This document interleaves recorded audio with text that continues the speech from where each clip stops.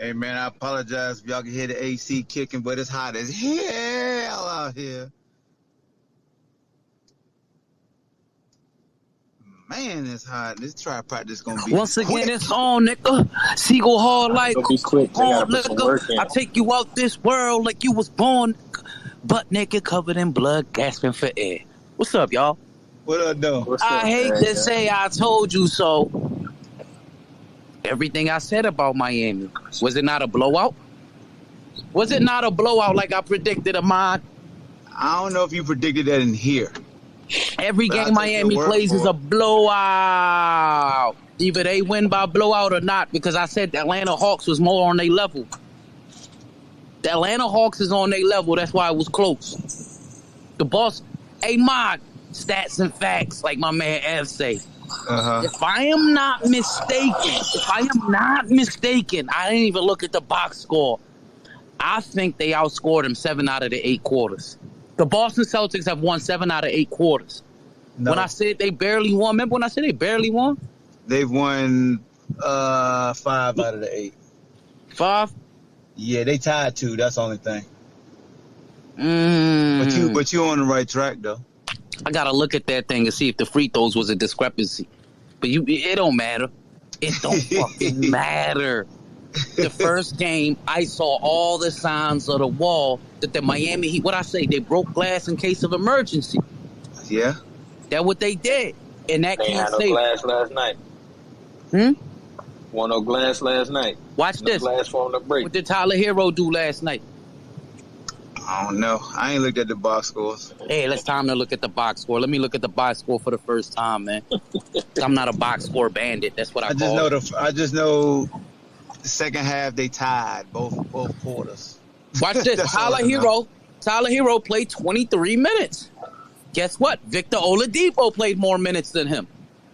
Gabe Vincent And played now, more Elsa, minutes than him. I don't want to hear no Nick Saban, so let's talk about the Miami Heat, Ahmad. Let's talk about that Mhm. fraudulent ass team. They wouldn't even be in the Eastern Conference Finals.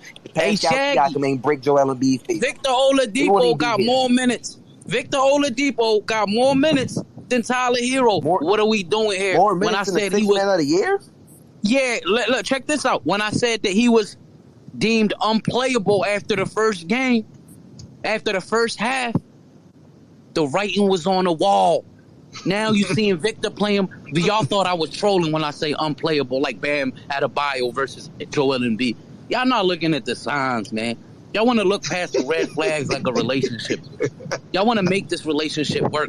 All the red flags Yo, is there. cousin, I got a question for you.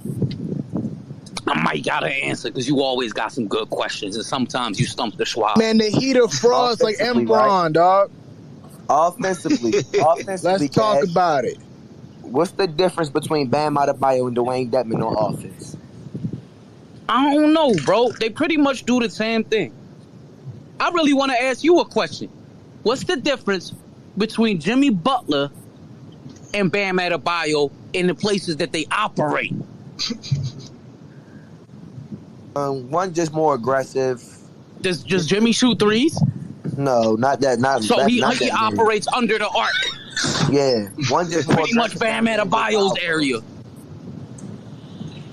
If you say under the arc, Mike got bad spacing. yeah, you got two players who operate from the same area. Basically, when you got Jimmy Butler and Bam Adebayo on the floor, you got a clash of styles. I ain't gonna- People don't want to talk about things like that. Man, They only want, you know when they're going to talk about it? At the end of the year and see what they can do better next year. Bam gonna have to get up more than 5 shots a game, bro. I'm a neighborhood. I'm going to give y'all the scoop on the Celtics. Right? I want to let y'all know, this is a new year since January, right? Yup. I would rather be better in the beginning of the year towards the end of a whole year. You feel me? Since January, the Boston Celtics have been the number one offense and the number one defense in the NBA. Since January, ladies and gentlemen, this ain't nothing new. If they have a bad game on offense, their defense is more than capable to keep them in the game. If they're having a good game on offense, I don't think a team stands a chance in the whole NBA. If they're having a good game on offense, I don't think anybody, the whole NBA, the Golden State, nobody stands a chance. If they're having a good offensive Yeah, I game, don't know because they about that can't really one. be that bad on defense. I mean, I'm thinking. I can, off the top of my head, I can't think of a better team offensively when they all going. But their defense is really that good. I'll take Golden State offense over Boston offense. No, it's not about the offense. What I'm trying to tell you is if their offense is lacking and Golden State offense is lacking, it's safe to say, Boston's Marcus. defense can keep them in the game more than the Golden State defense can keep them in the game. I like Is it Golden safe State to- defense. What he trying I to like say- Golden what- State defense too. Zach, I know we talking about your team, bro. I get it, but I like Is it safe? Golden State. this- Golden State to punish y'all. Is it No, what safe he's to trying say, to say Marcus though Smart? is he's trying to say if we have a great game defensively and Golden do what State we're will doing still on beat y'all defense ass. and I'm saying it right now. He jumped out the window if he really think y'all got a chance versus Golden State though. Oh no, I'm not. Oh no, I'm Hey, not. Ahmad, it Because ain't that guess what? far The fetched, finals bro. will be It ain't played. that far fetched. The finals will be played, and it's more. Look. That's what I'm saying. Ahmad, What happened? Golden State might not even be at the dance. Nah, Golden State get to the dance. I can't Bro, wait. bro, Yo, bro, Well, I guarantee you. I guarantee Who on the you. West? I guarantee you, Boston got a better chance, and more than likely It will don't- be there I don't care before about waiting on better y'all. nothing. Hey, When bad they guy. head up, Golden State gonna bust that ass. Y'all. Hey, bad guy, this is rare, but I agree with you, bro. They gonna bust that ass. Ahmad, you gotta realize this about Golden State though. Ahmad, Golden you speaking State from gonna your bust This that has ass. bro. been, this is You're this not is talking known about basketball, Golden man. State defense. Hold on. Golden State defense is good at stopping one player, Somebody bro. jumped out the window. Not- Yeah, that's a fact. They don't got three defenders to throw. What you say to up me, in here dog? giving passes. Hold. Respect from you. Did somebody, Zach? What you just say to me? What you just say? I said you're not talking correct basketball right now because that's not. I mean, come on, bro. Bro, You first can't of all, sit and say Golden State Zach. First of one thing about destroy me. Boston. One thing about First me, of all, dog. eat your food, One Zach. thing about me, dog. One thing about me, dog. Don't say no shit like that to me. Don't do that. Don't do that. Hey, Zach, why you talk like you got oatmeal on the roof of your mouth? We giving our opinions, man. Don't be coming here talking about I ain't talking correct. All I know is this is correct. Golden State will bust y'all ass. Is that enough? Hey, Ahmad. Hey, Ahmad. over here giving They don't. I don't think they got three defenders to throw at Let me- JT, JB. Ahmad. You gotta understand this about Golden State defense. Golden State y'all gotta get defense Mazak in the is house. not good enough. It Golden never been State good My enough nephew to Mazak. two Hey, players. when it come time to them playing, all y'all, we got the cash apps. Let's go. They gonna bust their ass. Hey, Ahmad, you feel so strongly about this? Go ahead, bet that, bro. Hey, dog, I ain't stopping. I want to see your bet slip. I want to see your bet slip. Are you lying? No, I'm talking about betting y'all personally. So here's the That's what question, I'm right? saying. We've seen That's what Celtics I'm struggle. saying. Especially Zach. Since Zach went to jump out there, so I ain't talking correct. When they head up, I bet you won't bet me that Golden State gonna bust y'all ass. Hey, Right, like, Golden here's State the definitely question, getting right? past Like, the so Mavericks. we've seen Celtics That's no struggle question. versus worse I ain't defense. trying to Don't no give analysis giving right passes now. to the Golden State I ain't Warriors trying like to he's hear giving none of that. I passes ain't to trying the to hear damn none of that. Kyrie Irving. All y'all shut up. I ain't trying to hear none of that. God dang it. Cause Petty Hawk ready to goddamn flame y'all today. Jumping out here, living in the moment. You won't talk about, matter of fact, why y'all listen to Bad Guy when he said the same shit when the 76ers won 2 in a row and then his ass faded to fucking black? We ain't gonna do that. We ain't forget. And I knew Zach was gonna co-sign it because he a Celtics fan. Come in here. He eat his goddamn victory goddamn. What you eat right now, Zach? Whatever you eating is a victory meal and you deserve it. You deserve it. I'm clapping it up for the Celtics. But I'm sicing it right now. Them light-skinned dudes over in the West Coast is dangerous. They flaming everybody. And I'm selling wolf tickets. Neighborhood, for the record, I ain't betting a goddamn thing I can't control. I'm just talking shit. Now. Hey, yo, don't call my cousin out like that no more. Ahmad. Hey, Ahmad. You gotta bring my man Hoop up top, man. He a basketball savant, Where man. he at? I learned everything from him. He down Bad there, guy. see the hoop and the chicken. He got so much emotion. Petty Hawk is What here. happened to Zach? Did y'all kick my Listen, dude man, Zach that out? man is Hey, that man is a basketball savant. bring Yeah, Hoop Dream. No casual Man, takes I'm when he's in, in- bro. If the No Warriors casual win this takes ring, when he's bro, in the building, you might man. not have I don't to want count y'all to this mess shit, my bro. I don't want y'all to mess my reputation up and him Hold thinking that on, all I Woody, hang son. around Hold is on, with Woody, son. You casuals. saying a lot. First of all, let me make Shaggy the other co-host, Woody, son. And then, Damn, man, I'm waiting for the day I get the co-host. Shaggy, What I was see that? you Hold on. moved up. What was that crazy moved up, shit bro. you said were between fucking Deadman and Giannis? I gotta hear that one again. hey, yo, Shaggy, bring him to do he talking about respectfully, bro. Because you'll know who he talking about. I just brought him up. All right. For now, for the record, I was just talking shit. Now we back to being regular and cordial. Yeah, you better be talking shit, man. Hey, yo, we bad can't guy, take don't you do serious. that, dog. I'm a cyber head. We don't know where it's a thin line between love and hate. Hey, all I'm saying is Celtics Celtics have played against teams that on defense that aren't as good as Golden State, and they've struggled. And they've played against teams that have more defensive liabilities than Golden State. I got to get Zach back and they still struggled. Man. Listen, Sun God, though, you know what happened last time Curry went to the finals? I'm going to get you back up here, Zach. I'm going to let them rock out. In his mind, you know what I'm saying? Yeah, and last time we went to the finals, he was playing with G Leaguers, right? Ooh. Yeah, I guess. I don't know about that. I wouldn't call Klay Thompson a G Leaguer. Let's talk about how the Boston Celtics are light years better than every team in offense and defense. After they were down 3-1 when he was still healthy. Spicy. I don't know, man. They look good right now. But all I'm going to say is I can't expect them niggas to shoot 9 for 11 in the first quarter ever again. Y'all go win this year, so it'll be all good. Them niggas shoot 9 for 11. It don't matter if they don't shoot like that. You know why? Their defense to keep them in the game. The only team that could have posed challenge to the Warriors was the Bucks, bro. Hell no. To take them out, bro. Hey, Zach, hold on. Let Josh come in here and explain this. Oh yeah, he fan. Josh, you got the floor. You gonna need it. Go, because they gonna kick your ass today, Josh. Hey, Bam got to do better, bro. He can't do better. Go, Josh. Let me just say one thing real quick. Dry, I know. Let me just say one thing. Right. You can tell basically how the Celtics offense is gonna go based on if Jason Tatum's making the isolation 3, like that isolation step back 3. If that's going, like you can kind of tell if that Celtics offense is gonna go off that day. Okay. All right, Josh. What about JB though? JB was going crazy yesterday.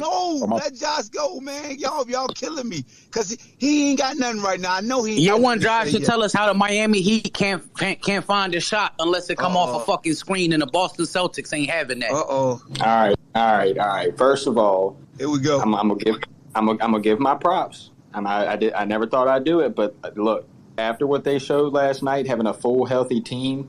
Do I expect them to do what they did shooting percentage wise yesterday? I don't see that happening again. But if they can even 10% worse than what they did, if they maintain that throughout this series, I am worried. Boston did show me a lot yesterday, and I'll give them their respect. They shot so well. We'll take 20. Zach, clap it up, Zach. Hey, Josh. They shot so well. They beat y'all by 25. You know, we'll do you a favor and take 15 points off. You still lost by 10. Yeah, he said that. He said that. They whooped our ass last. I mean, I was in space. I'm glad you said they whooped y'all ass too, because they did. They did. They mollywop. That's the word they use in these spaces. Mollywop. Yeah, they did. But legitimately, outside of the third in game 1, what have they done? Hey, yo, here come mine, dog. Like, mine ain't gonna let this man even explain mine with for the guy. Hold on, Zach. The naval stab. I got to get back to work here soon, so I'm gonna drop to the listeners. There you go. Get your balls. I'm gonna hear all the smoke I can hear because we deserve it. Because I'm not gonna lie. He in and out today. He ain't got time. Oh no, he coming. No, I'm gonna be in here. He can't even handle this. He'll come back. He come back. He handle the smoke. For the record, he do this. He come in at the beginning. Listen real quick. Say his pleasantries. He leave and then he come back at 4:30. Y'all know Josh do that. Wait, Josh, before you leave, man, tell me why hasn't Bam improved his offensive game, bro? His game has been the same for fucking 3 years. That's what I told Neighborhood earlier when we were tweeting back and forth. I feel like he needs to take that mid-range shot. Scam Adebayo. I'm not gonna lie, back. I'm gonna give you props. He looked very fraudulent these past couple games. I ain't gonna lie. I propped him up. Past 2 series. Yo, you being y'all paid him nice too much money. That nigga got lazy, bro. 4:30, dog. I know y'all paid him too much money, Josh. The nigga got lazy. Didn't even head to the gym properly. I don't think he went to the gym one time. Just that clip. I haven't. To be fair, I haven't heard any too terrible calls since I've been in here. So I'm gonna be nice for right now. But it look like the Miami Heat don't know how to develop players. Man, he looks like a Ben Simmons. That gonna be Uncle Luke, man. We need to talk to Uncle Luke too, man. Yeah, it's the big men that can't develop. You want me to hit Uncle Luke up? Uncle Luke up, man. But I'm going to analyze everything I hear until I get off, and then we'll really see what I got to say. Hey, Bam, strip club. That's when the Bam just ain't that nigga, bro. Yeah. Jimmy just needs help. Josh, Jimmy needs help. Yes, 100%. Hey, you know what's crazy? Hey, Josh had all the time in the world after the Heat won, man. That next day, he ain't had to go to work. He ain't got to do nothing. Today, he got all types of obligations. He got all types of obligations today, man. What's going on, Josh? What's going on, brother? How did Eric Spoelstra get out coached like this since he's so great by a first-year coach named Emmanuel real shit though. Josh got doctor's appointments today. Let's talk about it. Hey, hold on. We can't be victims of the moment, though, bro. Josh ain't getting off of work today. We can't be victims of the moment. Josh we can't. Because 2 days ago, y'all said Eric Spoelstra the best coach in the league. Yeah, he's a video rat and blah blah blah blah. Now you got out coach. Eric Spoelstra ain't nothing but Mike Brown. He's a Filipino Mike Brown. Y'all niggas are victim of the moment. They both used to work in the video room. They both got some sort of fame. Listen, they both got some sort of fame off of LeBron. If LeBron James played for Mike Brown any longer, Mike Brown would have had all those rings. Eric Spoelstra's the CEO of Emron, dog. That's what he is. He the CEO of Emron, dog. Come on, man. Y'all niggas victims of the moment. Y'all was just sucking Eric Spoelstra off 2 days ago. Now all of a sudden he overrated. Y'all niggas are sickos, bro. Y'all need to stop that. All right, respectfully, Josh got to go back to work. He got his hands up. Let him finish his eulogy until he come back, because you know he gonna eat his damn spinach, Wheaties, whatever he got to do, because he gonna be real tough when he get off work. He better eat some too. Oh yeah, he gonna be cussing y'all the hell out when he come back. So I'm gonna let him finish your eulogy, Josh. You gonna need it. Work. You see me do my dirt. We were gonna bust their ass. After the game we won, I literally said, "Y'all wait till 4:30 because I'm gonna go absolutely in." That's on a fact. Yeah, you better go in on the Miami Heat because you ain't going in on the Boston Celtics today. Hey yo, Josh. We talking 4:30 today or 4:30 Sunday? What you talking about, Josh? We gonna talk about it. Josh, you got laundry to do today. You got all types of shit to do today, man. Yeah, you got a lot of dirty laundry, dog. You got a lot of dirty laundry, and it's time when we air that shit the fuck out. We gonna air out all that dirty laundry, man. I ain't never seen. Before Josh get out of here, I gotta let Zach fire back because he got his hand up, and then y'all could keep murdering him until he leave. Hey Zach, it looked like you ate a few victory meals. Yo, shut up. Hey, yo. Hey, I'm just saying, man. Big boy, let's talk about it. Nobody shaming. Nobody shaming. We are body positive in this spaces. Hey, absolutely. Go ahead, my boy Zach. I just want to say, when people make comments like that, it does make yourself look stupid. But anyways, it don't. It was funny, bro. Go, Zach. Don't get sidetracked, Zach. Go. Okay, sorry. I didn't want to really clap back on with Josh because we done talked about everything last night. I just wanted to say, pause. The Miami Heat, if only the Boston Celtics. Hold on, let me finish. Hold on. Hey, yo, what you just say, bro? Yo, Ma said clap him. He said pause. Hey, yo. I did. Hey, Zach, go ahead, man. I'm trying to hear what you had got to say, man. Go. I'm trying to get it out. My bad. Because people trying to get off topic with me and everything. Listen. Yeah. So here's the deal. The Miami Heat have only beat the Boston Celtics for one quarter, if you want to tell the truth. Number two is ain't nobody stopping the big three on the Boston Celtics when they're healthy. Okay? Marcus Smart, Jaylen Brown, Jason Tatum.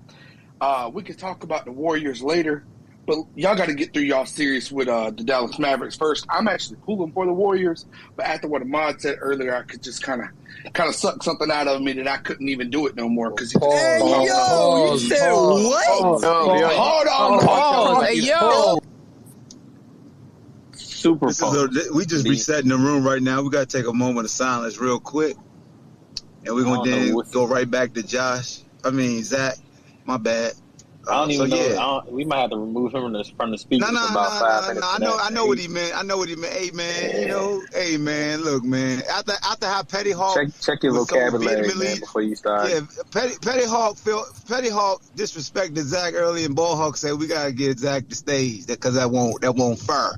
He didn't understand what Petty Hawk was doing. So we're gonna go back to Zach. Appreciate everybody for tapping in. We started early today. It's now 3:30. Salute to the sponsors: Able Insurance, Alcova Mortgage, Highlands, and also Manscaped. Go to manscaped.com. Use the promo code BALLHAWK. 20% off. Salute to everybody that's in the spaces today. All right, back to you, Zach. Why people's minds always got to be in the gutter? I thought we was all. You can't say he sucked something out of me, dog. Come on, bro. Why? Come on, dog. I didn't say he did. Come on. I did not use a pronoun. Hey, what he suck out of you? Hold on, Zach, man. Zach, man. I'm talking about the light of the. Oh, anyways, here we are. Dog, don't continue. Don't explain, please. Here we are. I'm just saying. I'm pulling because they try to say no. I said he sucked the life out of me. That's all I said. Wait, what? Whoa! Let him continue on. Let him move on from that. Bring that shit up. Go ahead, Zach. I've been attacked ever since I've been on the mic. My goodness. Whoa. Sheesh. You did it again, Zach. It's gonna be the Golden State Warriors and the Boston Celtics in the finals. I thought Boston could win it in 5 if they won game 1. But if they win these next 2 at the TD Garden, it's over with in 5. Oh, definitely. I agree with you. Y'all win the next 2, it's a wrap. That's all I want. Matter of fact, you win the next game, it's a wrap. Miami ain't coming back. They don't do that. Kyle Lowry said he'd be back game 3. Man, sit down. It don't matter. Lowry season and salt. That's all he got. Come on. Hey, Derek White playing. Hey, look, if Derek White play, though, y'all going to lose. Ahmed, man, don't doubt Larry, man. Larry said he'd come back game 2. Y'all can't stop Larry, bro. He go come back. Kyle Lowry is I'm a Boston Celtics fan. Hey, salute to Kyle Lowry and his hellified career. He cooked the Celtics back in the bubble, Zach. You remember that shit? Bro, Kyle Lowry is trash. You like that? Kyle Lowry is trash. Lowry season salt. But can we all agree that the dog-faced gremlin, Smart, is a bigger part of the ball? Hold on, man. First of all, you ain't speak to no damn body. You just started talking. You don't got good space etiquette, sir. Okay? You come in the house, you say, hey, what's up, Ball Hog? What's up, T? What's up, Shaggy? Bad guy, everybody else that's been talking, co-hosting, blase, blase, blah. Then you go into them damn measly-ass recycle balls that you use, okay? So when I unmute, can you please share some pleasantries first, Czar, a.k.a. Whackness 1000? Thank you, brother. Hey, man. My knuckles. Hey, man is not a pleasant thing to say to somebody. It's what's going on, Ball Hawk, my brother. T, how you doing? Shaggy, what's good with you? Zach, congratulations from a fellow Celtics fan. You mess up one more time, you going to the giddy goulash. He's not really a Celtics fan. All right. You ready? Go. I want to sincerely apologize. I want to say what's up to everybody in here. T, bad guy. Yeah. I want to give a big shout out to the fake ass Martin Lawrence, fake ass Keith Sweat. You look like all the dark skinned guys on T. Hey, look, man, I got to do for Baltimore beside me right now. All I need to say to him is indeed, and you out of here, okay? But I just want to say, nothing. Don't be laughing like you on the Cleveland show. How you doing today, like Ball Cleveland while you job in Cleveland. I know. How you doing today, Ball? I'm not trying to take the show up. My bad. Go ahead. Okay. How are you doing today? Hey, I got to do something right quick, so I'm going to mute. I got to run in the store right quick, so I don't want to listen to what you got to say anyway, so go ahead. That's cool, bro. Go ahead and get your Manscaped from the shelf. That's cool. So, like I said before, I'm not going to take everybody's time up. I just want to say, you can't front. You didn't know the dog-faced gremlin was going to be a bigger part of the victory the other night from the Celtics. We did know. No, you didn't. No, you didn't. That's what. No, you didn't. That was not that big of an impact, bro. I didn't even think Smart was going to impact the game like that. That's because you're dumb and you don't watch. No. Offensively, excuse my language, pause. His stroke was fire. It was. He don't normally hit the shots like that, bro. Come on, man. Bro, you don't front. Dog ass every day. No, Smart. He was the dog.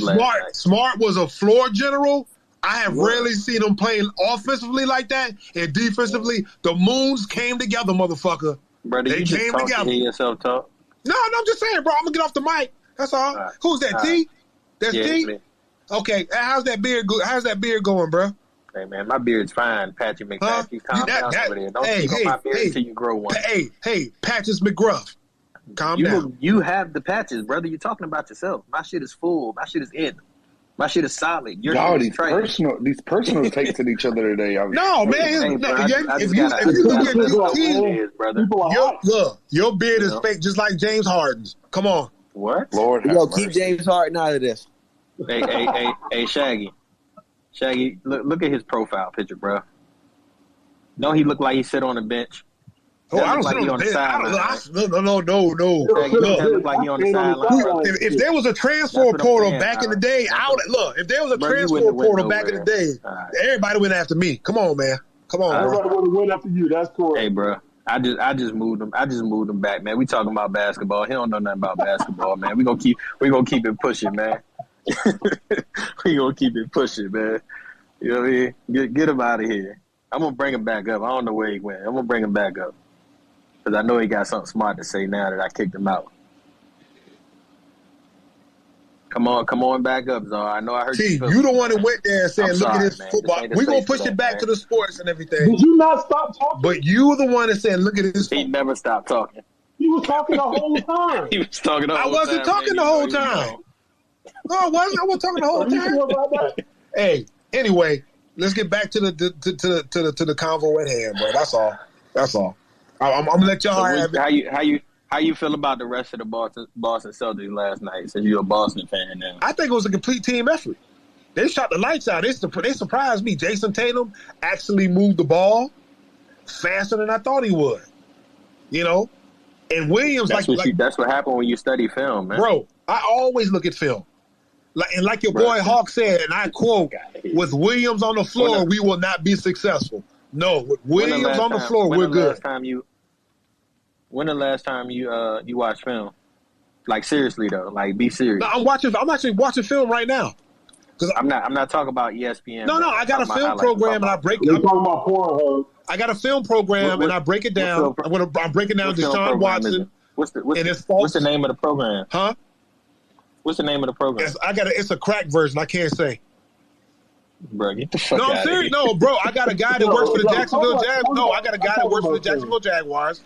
He copied it for me. Yeah. He said, "Do not get a name out because I'm serious, bro." So that's like the lady from up here that got your name and your address through Uber, right? She put your name in the Uber app and got your address, right? Yep. Come on, man. Man, if you're an Uber driver, you don't have access to everybody's Uber profiles. That means you're not on a premium status. This WAC 100 right here, son. This WAC 100 right here. What I miss? We talking about basketball or yeah. Let's talk about basketball. T going off on a tangent right now. Robert T. Green back to the show. Yeah. What'd you say, Rob? Tell him. T Beard. Ain't nobody getting Czar no filthy Czar. Let me explain something to you real quick. It's called IP address. Man, Robert T. Ain't nobody giving you no damn film from the Jaguars get fired to break down in film and watch Tim Tebow read highlights. See, Robert, Robert. We already had our battle yesterday. Why are you coming back? There's no battle. I love you, brother. I love you, but why are you coming back at me like this, bro? Because you lying to a bunch of grown people, and I got to protect them too. You ain't nobody getting no film from today. Respectful mute. We got to restore order because Czar has once again hijacked the space like he does my Facebook Live shows. He will hijack the show, go off topic, start rambling, then the numbers fall. We got to stay on topic. We want to give back to the analysis of last night's game because respectfully, we spent a lot of time talking about the Heat when they beat the Celtics. I want to be fair to Celtics fans and let them get their balls off. We actually were on topic. He said he was watching film on some program. We know that. That's what I mean. We know that's cat. We know that's cat. We know he don't watch film. Let me get Steam in here. But when I unmute, I brought a real Celtics fan to Zach back up because of what he was doing to help him out when he started capping. I gotta be capping, bro. Hey, I'm gonna say one more thing, man. I'm just proud of my boys. No. Definitely lie. This is how game one was supposed to go, but it didn't. We showed yesterday. We choked the Miami Heat out. We choked their ass out. Whoa. You can't. First of all, you can't choke ass out, bro. Don't do that. The pause. You ain't never choked no ass. You ever never choked no ass? He keep going too. Like, you never choked nobody out. Whoa, man! You gotta take a break. See what we got ourselves into. Steve, you got your hand up. Go ahead, look, brother. Man, we'll bring you back, Czar. You got to take a break. I'm gonna start with the pineapples early today. I've been telling y'all the Celtics are the best team in the league for a long time now, man. I've been telling y'all they was gonna do the Heat like this. This is sick. This is disgusting. You go back in all these spaces. I've been a Celtics fan since the day I was born. This is just an awful outing by the Heat, man. It's disgusting. Jimmy Butler's a superstar. A superstar would never let that happen to his team. This is disgusting. Duncan Robinson, he finally got to play, and he's out there getting buckets. And what is Jimmy doing? Losing. This is disgusting. 0 for 4. Duncan Robinson was 0 for 4. Him and Hero combined was 0 for 7. If y'all don't realize, he said pineapple, so I knew what he was doing. Definitely said pineapples from the jump. He said he's going to start with them early. Yeah, right, real talk. Fuck the Celtics. That's the real thing. Duncan Robinson needs to sit his ass down. I don't know what the hell that was. You was throwing up shit. The shit won't go in. I said, oh my God. He finally took the layup though. Hey, Zar, did you watch the game last night? I did watch the Celtics versus the Heat game. All 4 quarters? Yes, I did. And I was very impressed by my team. Go Boston. Did you watch the post-game press conferences? How many three-pointers did they make in the first quarter? I think, 12? Oh, Lord. He said 12. Celtics are 12? I don't know. I don't take, ain't nobody paying me to take stats. Okay, I don't get paid for this. Bro, don't nobody pay you to do nothing but DJ. Okay, what? Relax. Hey, man, stay on the topic, bro. I'll be losing numbers. Stay on the topic. Hey, so Czar, Czar, did you see, to pivot right quick, shout out to the pivot, you know what I'm saying? Ryan Clark and Channing and then the OG Taylor. Deion's response, did you like his response to Nick Saban? Yes, I did. Because I'm going to tell you what Deion did. Deion flipped the table, and he responded like I wish he would have responded, because they could have went totally left. When he sat down and he had a conversation with the reporter, one of his boys back from the Dallas days.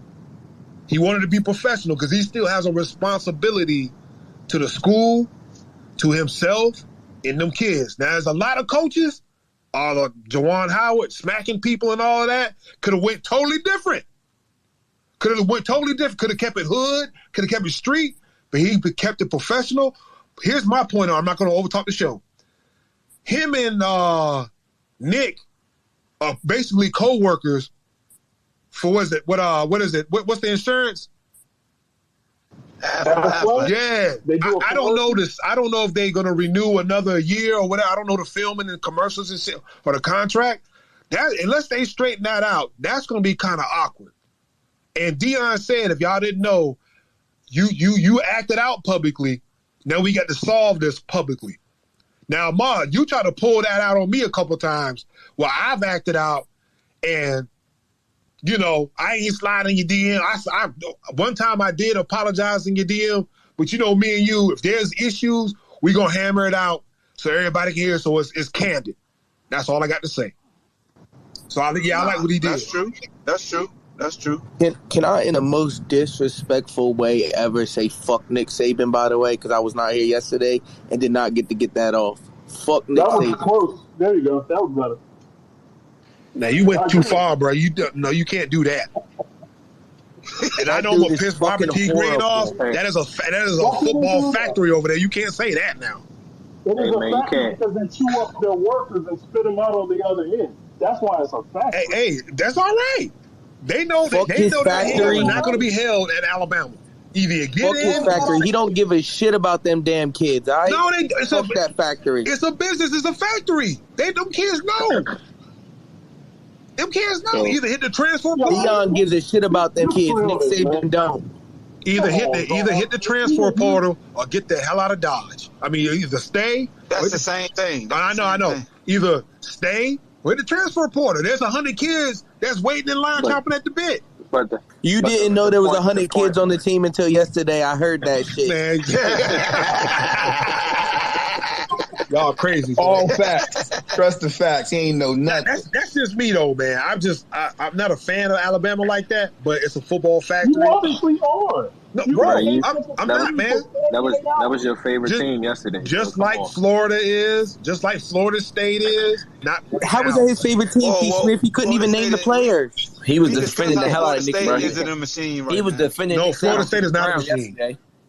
No, ever since the old man, God bless the dead. Ever since the old man left, Florida State ain't been Florida State. What's his name? Bobby Bop, man, what you boy? Okay. Are we gonna talk about how Jimbo was taking them to the? What are we doing here, man? Yeah, go ahead, spit your bars. What you got to say? Me? Yeah. You said he said that Florida State. On what Jimbo said. He said Florida State ain't been shit since he left. Jimbo literally was bringing in top guys, and they won a national championship. Did you read your timelines though? Like when Bobby Bowden officially became incapable of coaching and leading. But how are we saying that they're a failure? Jimbo was feeding off of Bobby Bowden. Come on, man. Come on, man, get out! And we saw. What are we doing? Hey, we saw what happened. We saw what happened when he got his own recruits in there. It was a shitstorm. Then they hired the brother man, and that was another shitstorm. No. What happened was they had a top prospect and a quarterback, and shit hit the fucking fan. And then he tore his ACL and fucked his whole leg up. Francois. That was my client. That's what happened. So before you think comes off, be very, very careful. I have a question real quick. So be quick. Be very careful. Huh? I didn't hear what he said. I said Francois was my client at one point, so be very careful before you start lying to everybody. Okay, Robert. Sure. Before you mention him, Mr. Yeah, you better be real careful. I'm gonna walk lightly, but I'm about to piss you off. So what? Because I'm a Hampton University. I'm from the 757, Woodland Road, Fox Hill, all that. I'm from goddamn Hampton. Can you please? When I heard he was coming to Hampton, what the hell happened? I'm gonna tell everybody. The Florida State. No, hold on. Florida State quarterback that transferred to Hampton. You just asked him a question, bro. Let him answer it. You just asked him a question. Okay, my bad. I'm gonna shut my bars down. Go ahead, bro. Great. First of all, he was a highly rated recruit his freshman year at Florida State. Jimbo Fisher used that to his leverage to leave to go to Texas A&M. He did not call DeAndre. He did not tell his mother. He didn't do anything. Willie Taggart came in with his snake oil ass for 6 months. Did not call the mom, did not talk about the plan, did not do anything. What these college coaches do when they transfer and change schools, the new coaches will come in and tell the administration that literally that's not my guy. So from that point forward, no matter who's there, they are basically now self-sabotaging the current players on that roster. This is how they get extensions in that standpoint from the athletic director. Again, a kid that can be doing great, they'll find all the reasons in the world to help doubt himself. Long story short, girlfriends, relationships, sports traffickers, all the people around the program got around them. Things didn't go the way it needed to be because now all of a sudden you didn't feel the same type of support that you had when Jimbo was there before he left. So Willie trying to get rid of him and the rest of the guys are there. Jimbo didn't do the respect and common courtesy to get him set up. Life happened. You got too much too fast. And at the end of the day, you get hurt and then all of a sudden nobody's there for you. Then everything else is history. The girl tells you she don't love you like she thought you did because you ain't as good as you over and over and over and over again. So once again, I don't have no sympathy, absolute zero for Jimbo, for fucking Nick Saban, for Willie Taggart, all them dudes. Robert, but I have a question. I'm not trying to interrupt you. The same thing I said before. When you said that, you happy how he responded to Nick Saban, the reality is what was happening in this sport. We talking about football. No, we're talking about college coaching. How it happened to I asked what happened at University, bro. Players. I was happy he was there. Talking about all these players. He had glimpses of greatness at Hampton, but it's just like, what is going on? Amen. And came and self-sabotage him. That's how that works. All of these schools. Bruh. That's how it works. No. No. Robert T. Green. I'm going to have to disagree with you strongly on this. Okay. What else is new? A caliber of athlete transfers, and I understand if he's hurt, I get it. When a quality of athlete comes from Florida State, you transfer to the MEAC, with that basically is a downshift. Okay? You should be dominating that. You do realize he was coming off. You didn't hear what I said that he did not get the knee. Like I said, that's why I put the precursor out there. You do realize he was coming off a fucked up knee, right? If he was hurt, I get it. No, you didn't. You do realize injuries like that don't only affect your physical, but your mental, correct? That's exactly what I said. I'm glad somebody else heard me. It was the sabotage. Those injuries don't just affect the physical. It's the mental. Okay. All right, so you do. You need mental help. So wait a minute. Okay, so we're gonna do a little flashback here. I'm telling you, how this. I won't do with the We're gonna say this. We're gonna say this. Injuries, they affect everyone differently, mentally and physically. So Hampton University used to be a pipeline of Division I athletes who were downgrade. Okay, so why didn't that affect Cordell Taylor, Pete Hunter, all the guys in the previous past? Hold on, Czar, come on, man, because I want to let other people talk. And again, you get long-winded and you hijack and you get sidebar so freaking much, bro. You just said injuries affect everybody differently. Then you just said, why didn't so-and-so? Fool, come on, man. Like, do you listen to yourself? Like, respectfully, bro. Like, come on, man. Do us all a favor and shut up. Hey, I'm done. I just want Robert T. Green to reply on why Francois did not do good at Hampton. Maybe he should have transferred to Florida. Nope. Well, you literally answered your own question. You answered your own question.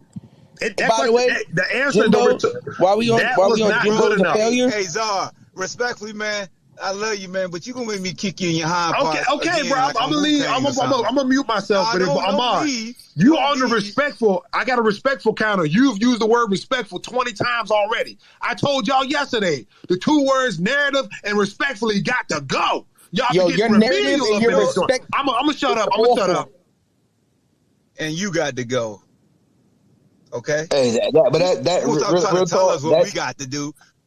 That DeAndre Francois situation was bad and really bad, but he's not the only one because, like I said before, this is what the coaches do. So I'm just giving everybody insights when players transfer and they get injured. This is the thing. When the people that you actually trust the process to believe in you, and all of a sudden everything you do is wrong, you fall off. It doesn't matter if you go to Florida State. It's all relative. You're supposed to be there to try to develop the players. That's the whole thing right now, the argument with Malik Willis coming from Liberty. Oh, he's not ready. Well, why the hell is Ryan Tannehill got to basically get him ready? That was Hugh Freeze's job. They paid him a whole lot of money to do it. The fact of the matter is they don't do it. They never have. Until players are understanding this is how it goes. It's like Travis Hunter going to the HBCU. He's playing for Deion Sanders. I heard you say earlier, Hawk, about how things change. Penn State was one time, Alabama's what it was, USC's what it was, blah, blah, blah, blah, blah. The fact that no one understands, this is all about the players. Reggie Bush was who it was. It wasn't Matt Leinart, and Pete Carroll got the hell up out while he can and made money off of it. Nobody talking about that. Because at the end of the day, when these players start to understand what's best for them, things change quickly. Mm-hmm. And you can't get it back. So now telling players, wait your turn and bide your turn and all this other stuff. And that's why I say whether it's Deion or Jimbo, again, it's all the same to me. Because the reality, if you really want to talk about how much money and attention was put into HBCUs this year, it was 4 guys drafted. And 1 was drafted out of Fayetteville State. Not because he's HBCU, not because Deion pushed, because he's 6'2" corner. Period. End of story. Ain't nothing else about it. That's it. It's about business and about your actual body of work. Ballhawk got the name Ballhawk because of how he played. Wasn't because of goddamn John Elway, non-GM having ass that ruined the Arena Football League. Because he's in the way the guy on my life. I told everybody this when the AFL collapsed. So when they brought Jerry Jones in, soon as they brought in Jaworski, that they're going to ruin the league. Why? Because, like I said, the same thing with Saban in Alabama, repeating itself with Jackson State. Jerry Jones don't want to share no money in Dallas, Texas with the Desperados. Nick Saban in Alabama don't want to share no money with Jackson State. And it's, again, the bottom line. So you can make up all the narratives you want. Money comes through that program. You start now sharing that spotlight with somebody else. Somebody leaves Alabama and says, I'm going to go to Jacksonville State with Deion. It's over. It's done. And that's why I said before, Alabama is done because Nick can't take it, and that's why he's spazzing out. But that's the same. It's Jackson State, not Jacksonville State. Just that's the same thing. But I didn't say Jacksonville State. Somebody can get 1,000 things right, and the one thing they get wrong, they jump. What he just said with the coaches is the same shit Lincoln Riley just pulled. He told his guys he was going to be back. He was riding with them. The money hit the table, and guess what he did? Got the hell out of there. It's ridiculous. They don't give a shit about these kids. Side note, Hawk. Shout out to Deshaun Watson, getting the Cleveland Browns to, make his base salary for this year $1,035,000. So that's all the NFL can take from him. So he's still gonna get all his money. So shout out to Deshaun. But it's not like his arm is worth it. Come on, bro. It's the Cleveland Browns. Hey, there. The Cleveland Browns have a history. Hey, buddy. Hey, Czar. Cleveland Browns have a history. How'd you let him back in here, man? Hey, let's all go work for Nick Saban, man. Go watch Mercedes-Benz or something. It's the Cleveland Browns. Come on, man. Let's not act like the Cleveland Browns have not historically goofed this. All right, Czar. Okay, Czar. It doesn't matter what your scouting report is on Deshaun Watson. You know what I'm saying? He got a fully guaranteed contract. So all your opinions don't mean not a nail nutter to him. Okay? Yeah, and all I'm saying is what Robert T was just saying. Once the players realize how much control they got, that's what happens. Yeah. Sosa, my guy. Let Sosa talk, got his hand up. Go ahead, Sosa. What's good, everyone? How are y'all this afternoon? What's up, Sosa? Good, bro. I hear you guys talking about college recruiting and stuff like that. What's up, Chris, Steam, the homies? What's up with y'all? You're talking about the college recruiting thing. Listen, one of the biggest issues right now for Alabama is this. Alabama used to be able to stockpile 5-star players and have them redshirt. Mm-hmm. That is that is the biggest problem right now for a guy like Nick Saban. Nick Saban no longer has that anymore.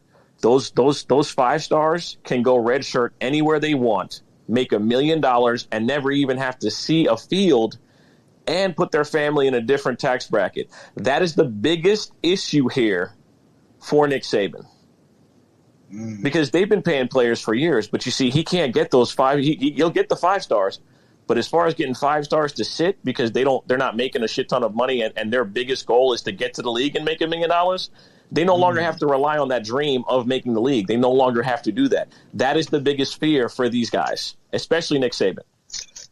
That's the biggest fear right here. And as long as you realize that and understand it, look at the players they put in the NFL.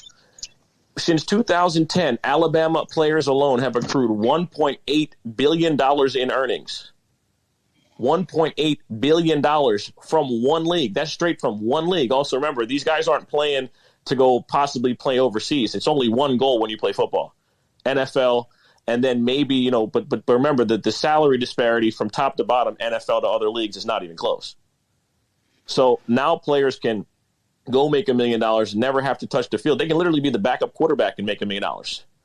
That is the biggest fear of these old white men who prey on poor black athletes, which make up about 85% of the players that they recruit. They can no longer do that. And the biggest thing that will actually narrow the curve is this: HBCUs getting on television. Once HBCUs get on TV, there's nothing that these old white men can do to stop it. The biggest issue is this. You hear the words regulations. The only institution more corrupt than the NCAA is the U.S. government. And they are going to be the ones that eventually step in here because it'll be a taxation thing. And what they'll say is, if you make so much money, you can't play football. That's what they're going to do. That's the only thing left for them to do because it's now become the Wild West. When a first-team All-American wide receiver can transfer from Pittsburgh and basically go to the highest bidder, and the NCAA have no control about that, they are scared. And again, like I said, the only institution more corrupt than the NCAA is the United States government. And they will be the ones who step in because the person who's actually at the forefront for it is Nick Saban. Because Nick Saban is an old white man who has a problem with institutional control. It has nothing to do with winning football games. It has to do with institutional control of poor black athletes who can now determine that I can make $1 million without the help of you. And that is why these old white men are scared. Texas A&M has higher academic standards, but they're run by old white oil money. They can pay anybody to come to their school because they have unlimited funds. So that's where we're at. He can say Texas A&M can buy players, but they prayed for times like this to be able to just blatantly give kids money instead of giving it to them in an envelope or pulling up to their house and dropping off a car. They don't have to do it anymore. They can just cut a check. So that's my piece, and that's just, like I said, that's the full trajectory of what's going on right now. No, and that's facts. When these kids realize that they can be like pro athletes and pick where they play, it doesn't matter. Like, it doesn't matter where you go. It matters how good you are. Whether you're a 5-star recruit and you go play for Jacksonville State or William & Mary, or you go to play to Alabama, eyes will come. It doesn't matter where you go. The eyes will come. They got to realize that going to Alabama isn't the end-all, be-all, because guess what? Let's say you're a 5-star guy. You have to sit your first 2 years. You don't get to play. You're stunting your development. Football, what I see, you need to play. Like, it's cool to condition, it's cool to, but these 5-star guys aren't coming to school to ride the bench. They're not. They're coming to school to get the experience they need to go to the NFL. They're not here to sit for 2 years and then play. That's not what they're there for. So when they realize they hold their power to whether they could go to Jacksonville State and still have eyes on them because they're that good, or go to Alabama and sit for 2 years, of course the kids want to play. They play football to play. They don't play football to sit on the bench for Coach Saban. I do got a question real quick. Well, I want to say something. The dude that not the guy that just got off, but the guy that said about the racist white and all that stuff. So, like, where have you been at? Because black college football has been on TV. I'm talking about national television. They do not hit ESPN. Not the yeah. Yeah, no, they've been on. No, wait a minute. You talking about the Chitlin circuit? You talking about the 13 spot dates that have taken? You talking about like? I'm not talking like. I got it. Don't worry, I got it. Go ahead. So are you saying like, okay, so Jackson State's going to be on national television over the last 2 seasons? The 13 spot dates for HBCU games.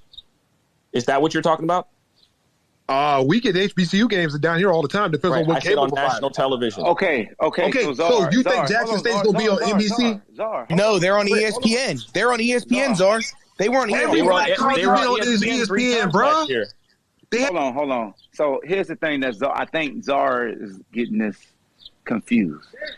So Czar, if you are close to an HBCU and depending on the cable package that you have, yes, you can see those HBCUs on TV. That's local, okay? That's local television. If you are a broadcaster and you're trying to break in, they're considered like the Chitlin circuit because that's like local stuff. What Sosa was talking about is like the major viewership, the major platform. That's what he was saying. I get what he was saying, but I don't see Jackson State being on NBC like also. Hold on, it doesn't have. Listen, it doesn't have to be NBC. Listen, here's the thing, right? All you need is a deal with Disney. Doesn't just get you on ABC. It gets you on ESPN, ESPN2, ESPN News, ESPN. Thanks, bro. Thanks for playing. And you know how much money? You know how much money that can generate. If Barstool, an internet-based company, is lining up to pump money into Deion Sanders, what makes you think that national airwaves won't follow? They do already. You have ESPN2, ESPN3 broadcasting black college games every weekend. There were 13 spot dates on a national scale. I'm talking about every single week, even if it's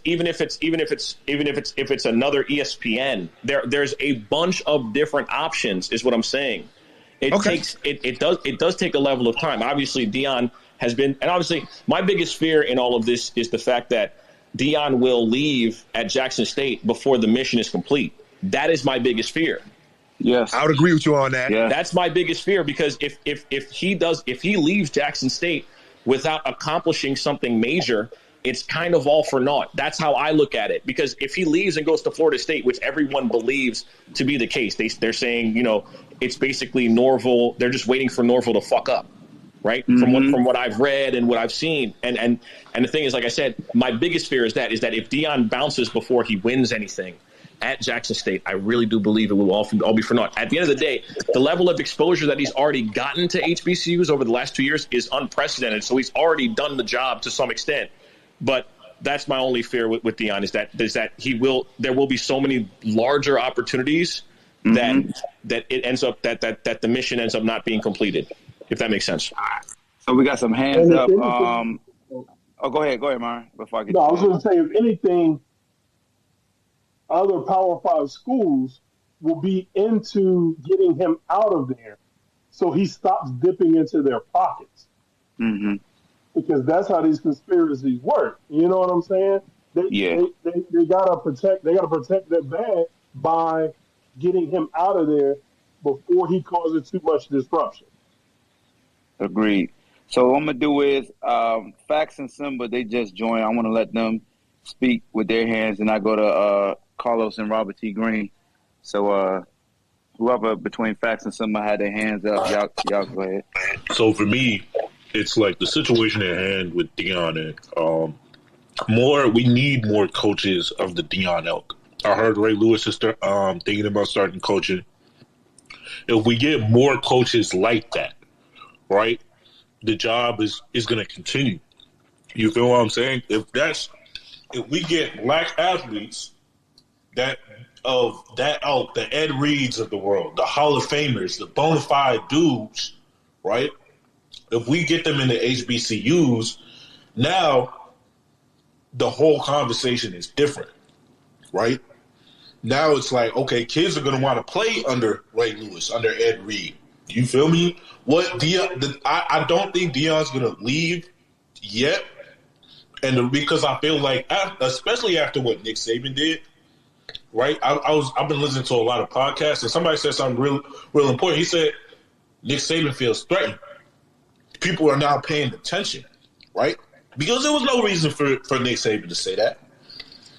But now that Deion know that, we got these folk attention, I don't think he's going to want to leave, because I feel like Deion's the type of man that wants to do something for a bigger purpose. Okay. I appreciate that, Simba, and thanks for that, bro. It definitely makes a lot of sense, and you definitely on to something for sure. Facts, what's up, bro? Appreciate you for joining in.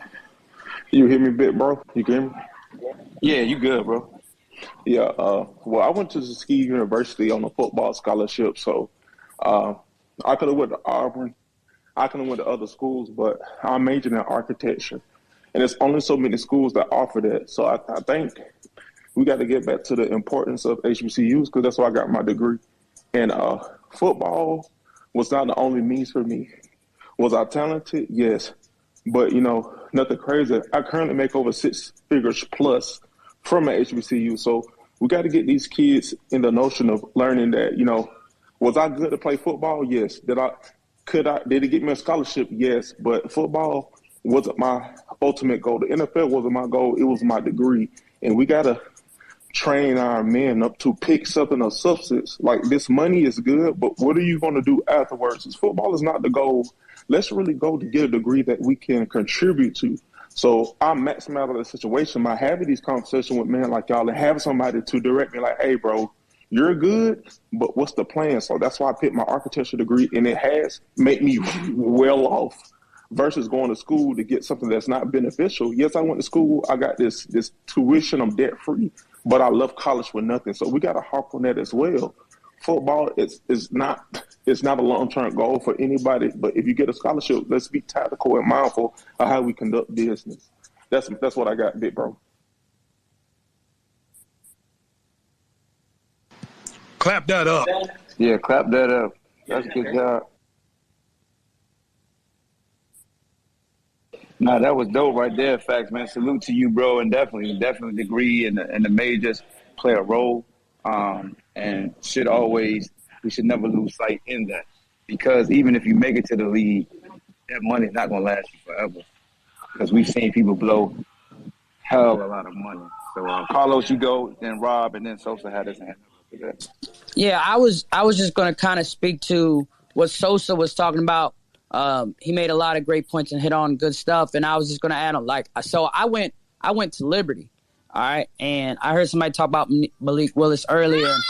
The reason, people don't realize how quickly Liberty came up, because they were able to secure that ESPN deal to where not every one of their games was on ESPN, but you could go on the ESPN app and find every one of their games. And so because of that, they were able to go tell recruits, hey, every one of our games is accessible to the national mainstream. They're able to schedule teams and say, hey, you can play us and you'll get exposure. So that's opened up their, avenue so much to where this, like, when I was there, it was, an FCS team who didn't make the playoffs, the FCS playoffs, until I was like a senior. You know what I'm saying? And then they went from that, and they had all this money that came in, and then they were able to get that ESPN deal. Then they jumped to, FBS, and they were able to start scheduling Syracuse every year and like all these teams, because they could go to those teams and say, look, we'll get the exposure, blah, blah, blah. But then the caliber of players increased because they're like, every one of our games can be seen by everybody, right?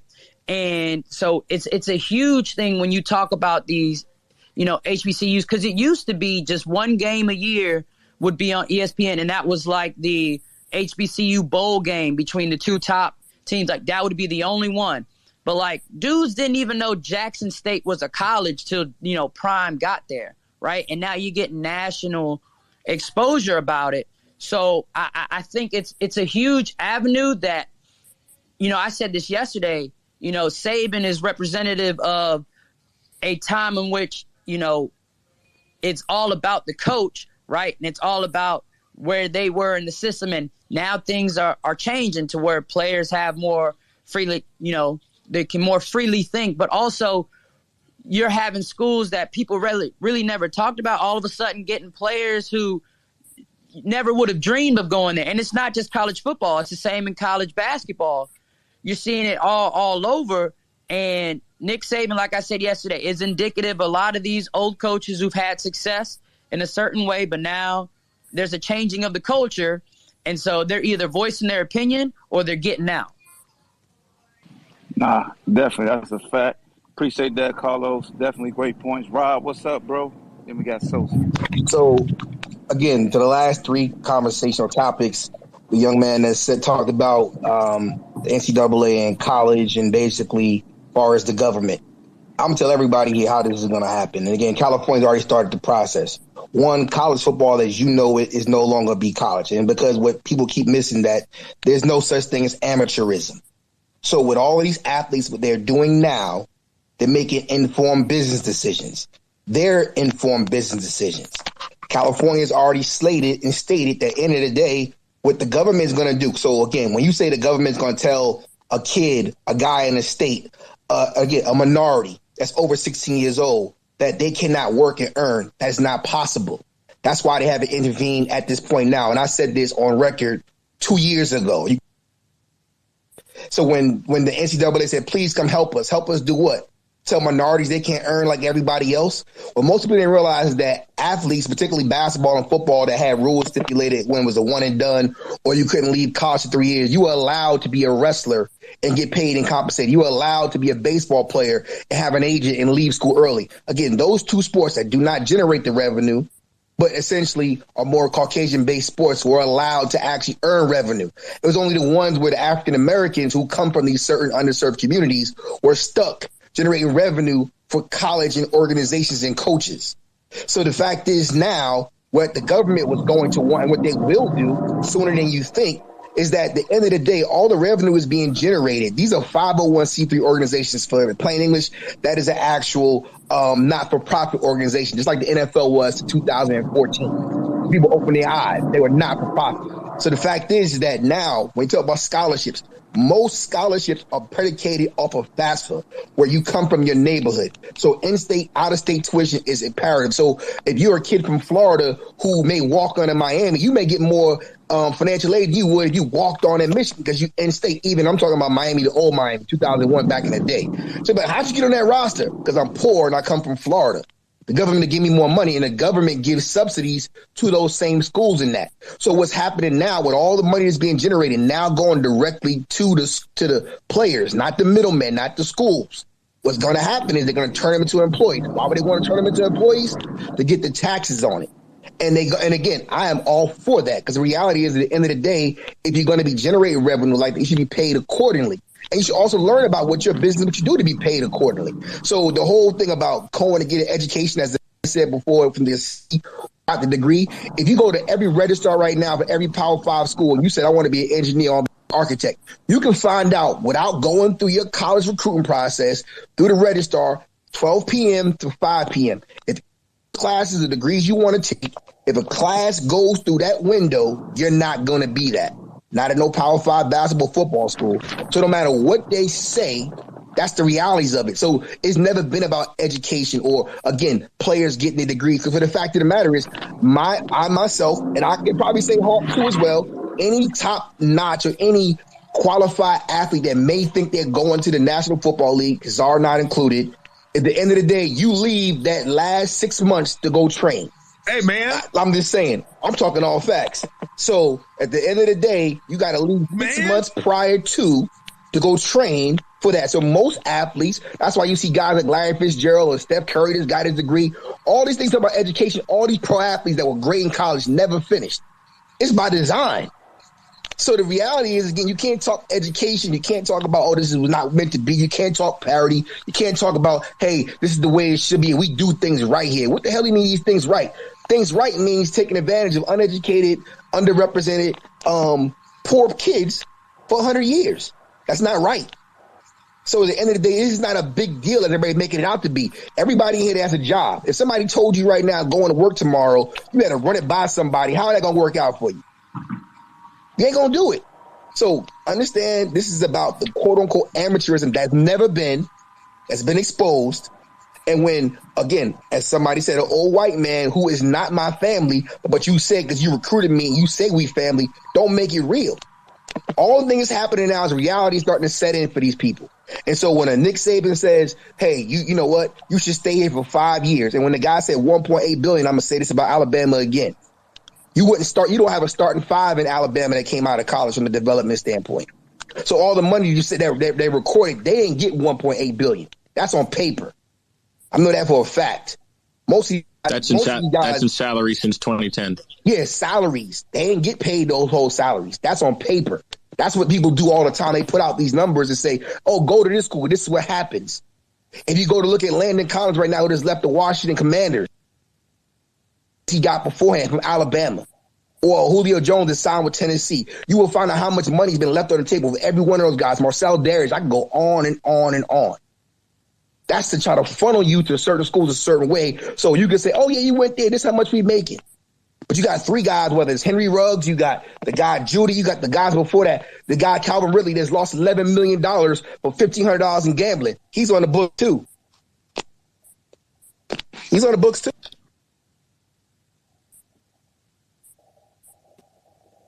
So that's the thing. That doesn't come into the professional development of where you're trying to go and where you need to be. So what these athletes continue to do is, make your business decision, but then be professional about it. And as I said before, athletes, college football, college athletics is about to turn into another thing. They're going to disband the NCAA, and you're going to have teams across the country doing things a certain way. And they're going to be their own conferences. And that Nick Saban is mad because California is already moving in that direction. Ain't nobody going to Alabama from California when you can get paid in California. Okay, what nobody say. I could forget that. It ain't happening. And NFL could care less. Devontae Smith championship, the offensive lineman champion, but the guy from North Dakota State, the guy from LSU that skipped the bowl game, skipped the whole season, and the guy that went to Oregon who didn't win nothing, got drafted way higher than the guys from Alabama. So the NFL is saying as a professional, that amateurism shit they talking don't matter to us. We want the best healthy players that can provide revenue for us going. That's a dream to get paid, right? Everybody want to get paid. I just want to add one thing on to what Simba was saying. And he makes a very good point. If you get athletes that are or were at one point universally renowned as the best at their craft, and they become the coaches, then you really have something. That's the reason why. That's what makes Deion Deion. Deion is universally renowned as the best at what he does, the best ever at what he did. If those particular athletes were to assume coaching roles, that would change a lot. But that's like I said. If Mike Vick was a coach, how many kids do you think we want to play for? That's a bad. He has been marred so badly in the court of public opinion that he's not particularly the top candidate I would choose. But you get the point I'm saying. No, right. I got the point when you said the other guys. Yes, Ray Lewis, Ed Reed, certainly. Not everybody's made to be a coach, though. But you got to remember, just because you're great don't mean you're a good coach. Right? No, I agree with that. But it's also knowing and having the quality and ability to lead men. Those guys have that quality as players and as human beings. That is what changes the narrative. I know you all hate that word, but I'm just saying. I'll jump in right quick. I'm driving, so pardon me, but let's call it what it is. You know, we alluding to it in so many names, but you know, when we say the good old boy system, the old white man mentality, it is what Nick Saban and the others that think like him, it's a slave master mentality. And that's just what it is. If you remember, well, I remember, back when I was in college or whatnot, if you was a student athlete, you couldn't even work in the summers. I know Hawk remember that. You know what I mean? They didn't want us to come up. They still don't want us to come up, a lot of them. You know what I mean? Because, again, like everybody's alluding to, it takes power from them. You know what I mean? But now we know that, you know, it's a business at the end of the day. So a lot of us players, pro, college, we about getting ours. You know what I mean? Getting our money. And when I say ours, I'm talking about the ones in the know or whatever. But, you know, they about getting their money. You know what I'm saying? Me first. Take care of me first. The things we talked about yesterday. You know what I mean? So I wanted to bring that back because that's something I wanted to say yesterday when we were talking about it. But when I got my time to talk, we moved on. But let's not forget, let's not sugarcoat anything and be like, well, it's an old man mentality. No, it's a slave master's mentality. You can't call it no slave master mentality, though, bro. You absolutely can.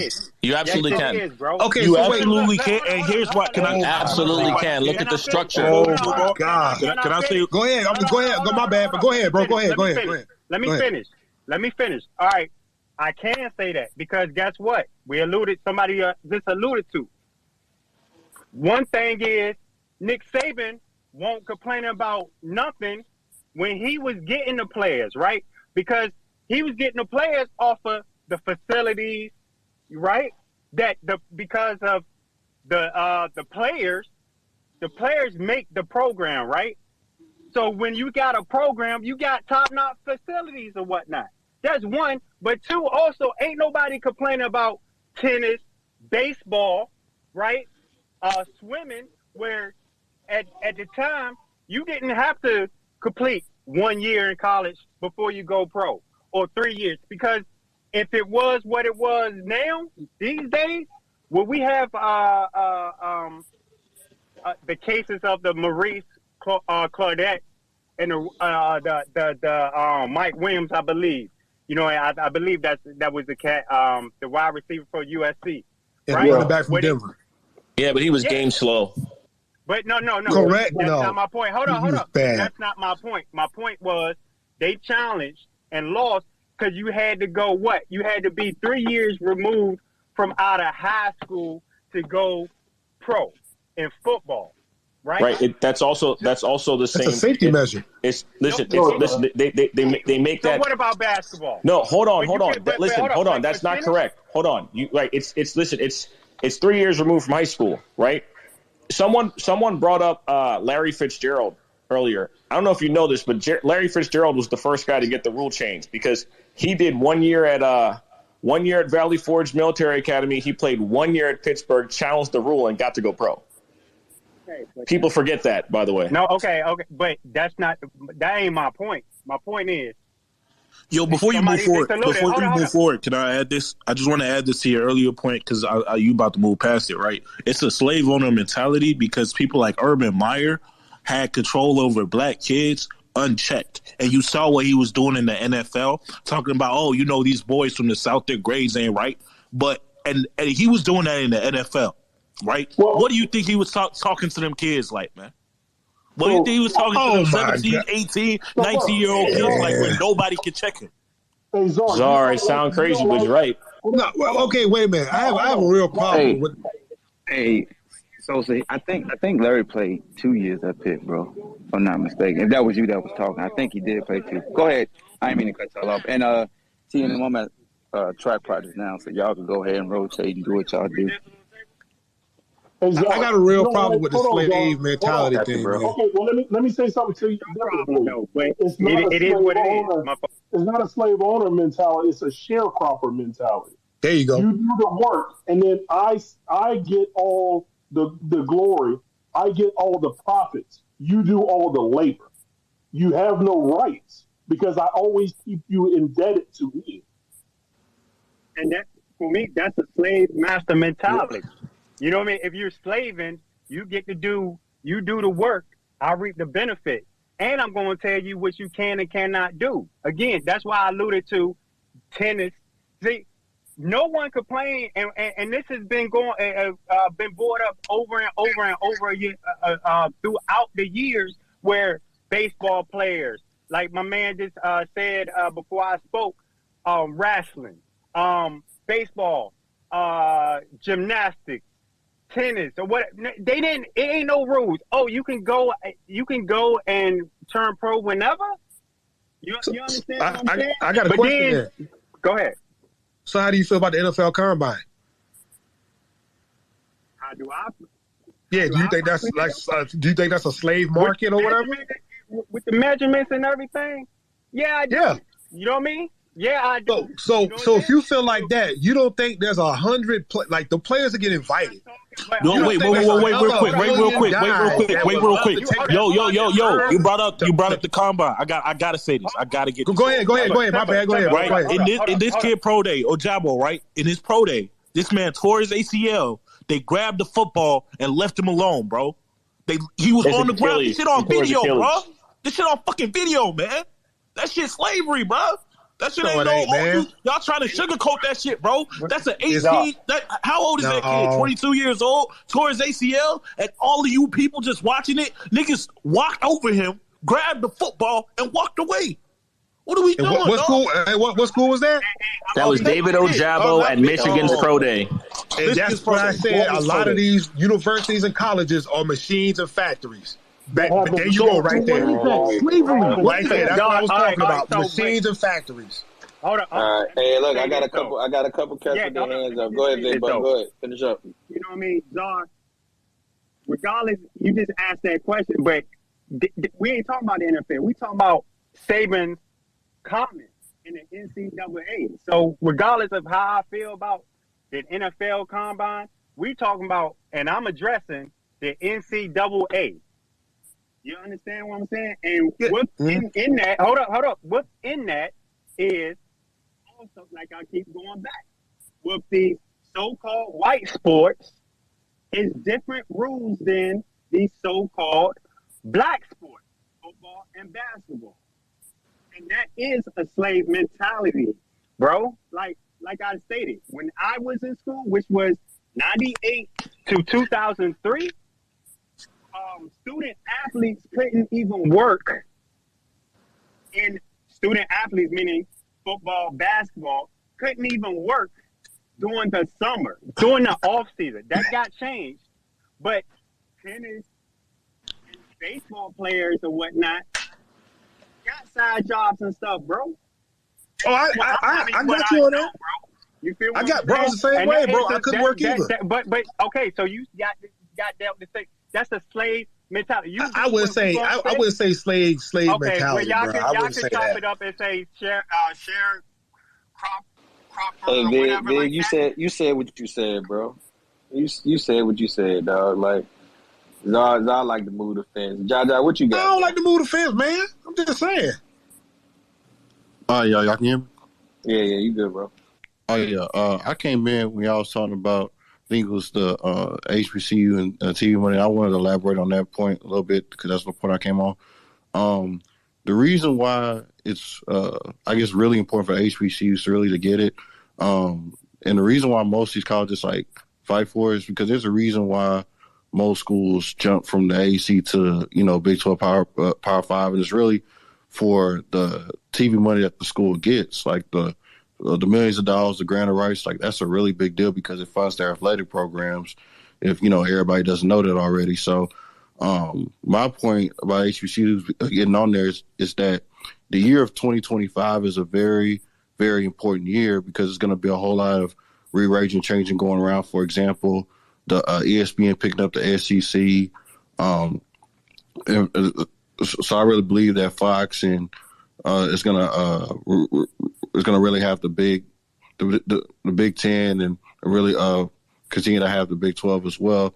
So if I were like the HBCUs, and if I knew some lawyers, I would actually try to get involved and see if I can get on like an ABC or even get on like a CBS since the SEC is not going to be on the SEC is not going to be on CBS anymore anytime soon. So that's my 2 cents on it. All right, appreciate you, John. Hey, Steph, what you got, man?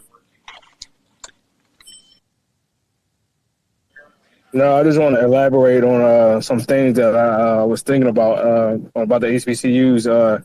I really think the next maybe 3 to 5 years, Deion going to jump into the FBS because he's going to be destroying HBCUs so bad that he's going to jump in and really, really, really put the HBCUs even further ahead where they need to be, and then it's going to give the other HBCUs a chance to get their programs up, and like HBCUs is going to take over the college football world, period. That's what really, like 5 to 10 years, I think that's going to be like the new powerhouse, like power conference. The HBCUs is going to be something to mess with in college, and I'm hoping that comes from fruition. That's all I want to say.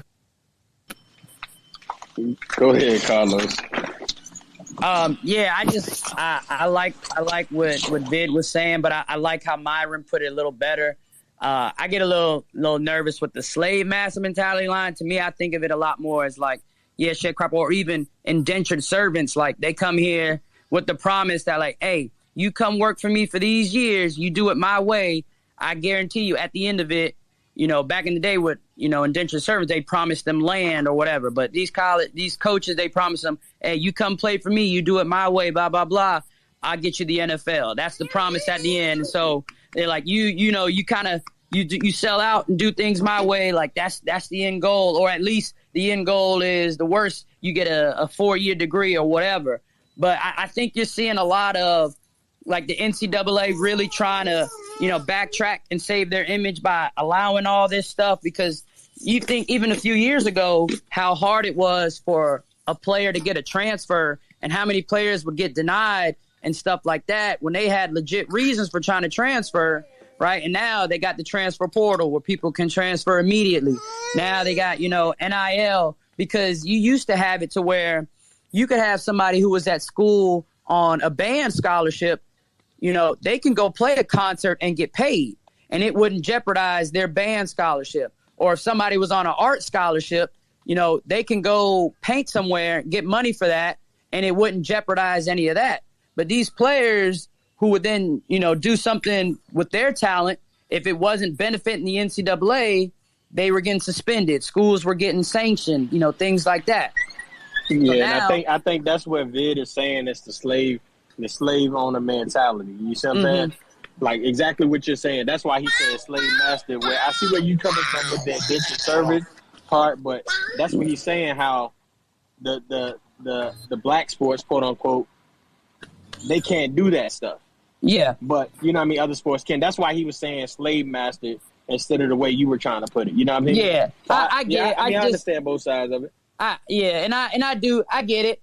But I guess my only trepidation with using that word is just because slaves didn't have really a choice in the matter, and in it, like these guys they're choosing this. It might not be exactly what they're promised and signed up, but in the end, they have a say on where they go and do all that. But I'll just say, like, it is crazy to think, like, you think about every year when you watch the Olympics and you see these swimmers and they're like, oh, they're a University of Michigan student. And they're like, yo, but this competing in the Olympics, like, and you can't even have 18-year-olds go straight from high school to the NBA anymore. But like these people are competing at the top. And so you're seeing a lot of things backtrack. Like now baby. You see the NBA, guys can go to the G League now straight from high school and then get drafted from there, blah, blah, blah. So you're seeing a lot of shift in things because, public image is everything, and everybody's trying to save face right now, and the NCAA can see the writing on the wall that, like they said, they're going to get rid of these conferences and they're just going to have their own college football entity. It's going to be separate, right? And the NCAA is trying to do everything they can to hold on to their breadwinner, which is, college football and, to an extent, lesser college basketball. All right. Appreciate you, Carlos. What you got, man? I already know what you're going to say, but what you got, man? Oh, no. I'm going to say this. I'm going to drop off of here in a minute. Back to the HBCU and the television thing. I know some people are taking this into a fact, but we want to see entertaining football too. And what I mean by this is they're going to have to put together a package to get on a network. And you got to have, first of all, your product got to be good. Am I right or wrong about that? I think you're wrong about that. Yeah, that's not true. Look at these other pro leagues. Look at these other pro leagues coming out. I'm about to shut them down right now. So we talking. Hey, can I finish talking? Hold on, bro. But before you even finish, because that shit was whack. The Jacksonville Jaguars. They put the Jacksonville Jaguars bum ass. We're talking about college, not pro, bro. But we talking about putting somebody bum ass on TV. But they put the Jaguars. And they ass get blacked out. They put the Jaguars. They get blacked out. They get blacked out, bro. Jaguars get put on TV. No. Do the Jaguars play overseas? Their ass get black, bro. They get black. If they get blown out, they black them out. I done had the Jaguars on my fucking TV in Virginia. Every year. That's your fault. No, it's not my fault, bro. Virginia. Wait. Virginia has always showed 4 games. Virginia, hold on. I'm from Virginia too, bro. Virginia has always showed a 1 o'clock game and a 4 o'clock game. You're moving the fence. If you say leave Virginia out of this, bro. If you say you want to put quality on the field, if that's what we want to see, then why the fuck they put Jacksonville on TV? That's an NFL contract, bro. That's not quality, right? That's not quality, right? So how the hell you gonna tell? It's not. It's not. It's trash. Okay, so how you gonna tell a HBCU that their fucking players didn't work all their fucking lives to get the college? See, first of all, you gotta take the emotion. You too emotional right now, bro. You being stupid. You emotional. I can't even finish my statement. You emotional because you calling the players. You straight, bro. I can tell you attacking me. You're calling the players trash at the HBCU. Not all. Okay, so wait a minute. Saying, so wait. T. Wait a minute. Right? Okay, I'm trying to be nice. So T, I'm a CEO or president of a network, right? Yeah. Deion Sanders come to me and say, hey, I don't know how that shit worked with signing a TV deal or whatever. Deion Sanders says, hey, we want to put some of our teams on ABC. Yeah. I'm gonna look at first of all, as a president or a CEO or marketing manager, I'm going to look to see what y'all got to offer. Okay? If half of your conference, you only got 2 winning teams, and y'all not playing nobody? Come on, bro.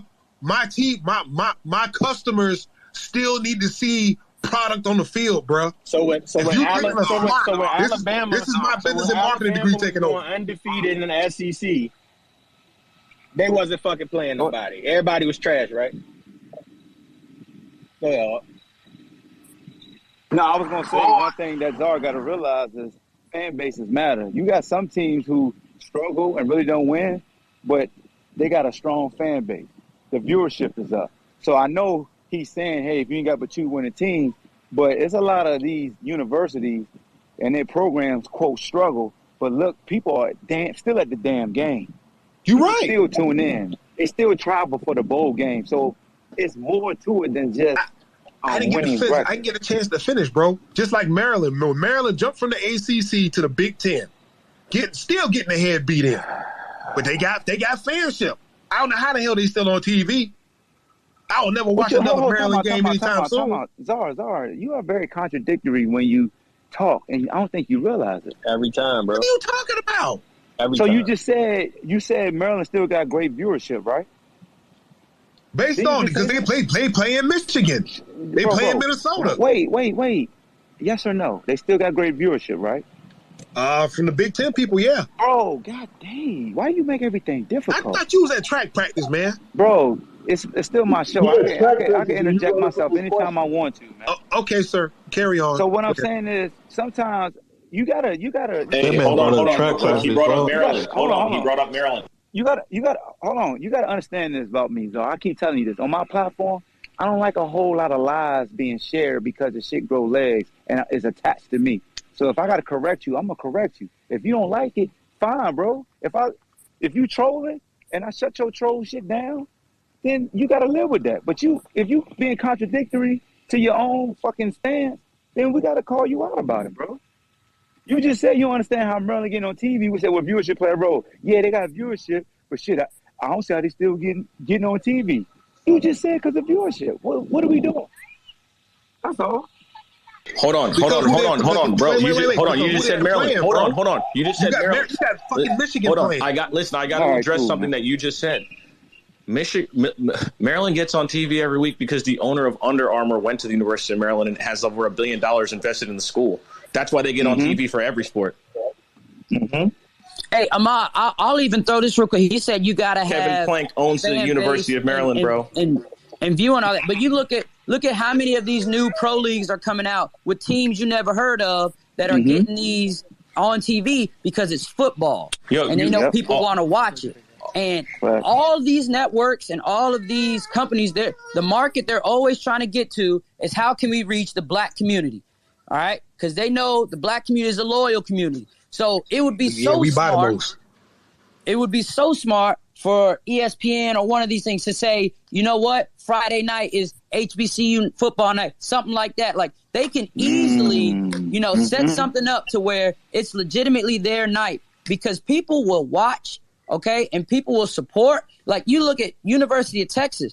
When the last time they really been good, but they still got that Longhorn network. They still got people watching because they know loyalty is a thing. And so I don't understand why, they haven't jumped on it sooner, especially now when you have like Chris Paul pushing for more HBC. Like it's a whole movement now that I'm sure one of these networks is going to try to cash in real soon. But let me, I feel.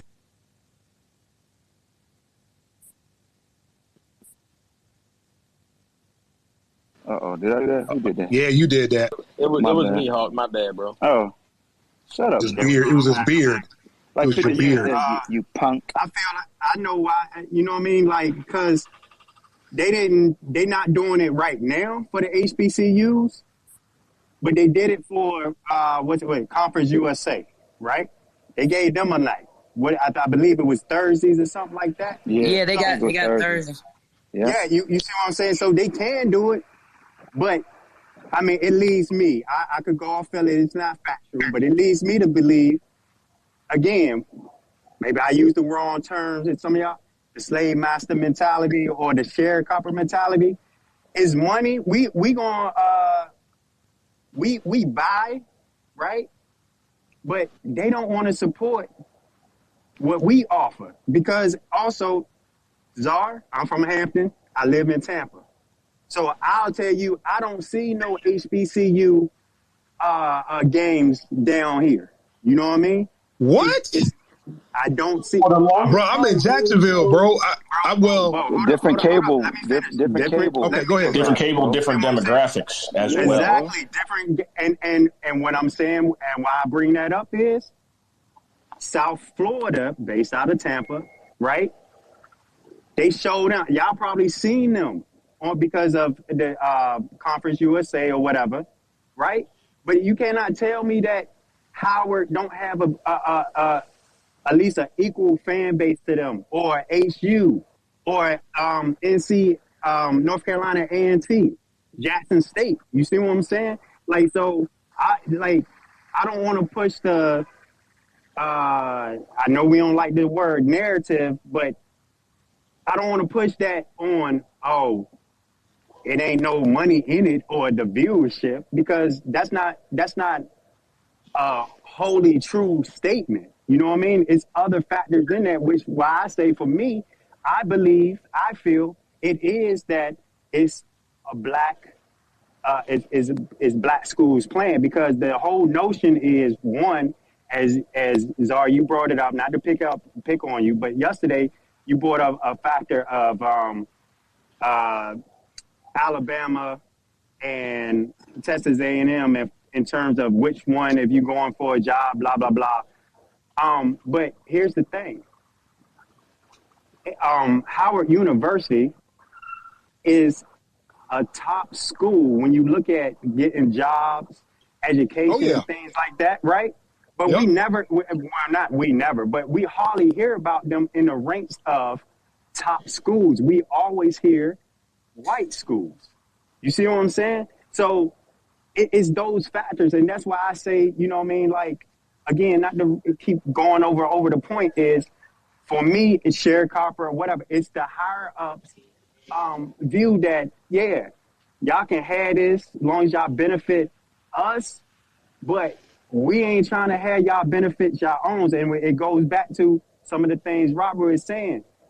Financial. You know what I mean? What can you do for us? But a lot of them schools, they not teaching them or saying, hey, we're going to put you on track to be not just an athlete, but be successful in whatever career you choose after this. Hey, bro, can I ask you a question real quick? Go ahead. Hey, I don't know if y'all seen that, but Deion Sanders challenged Nick Saban said he don't want to do a lot of talking, but he wants to say we could talk on the field. He would love to play Alabama. So you think what chances do you think that's happening this year?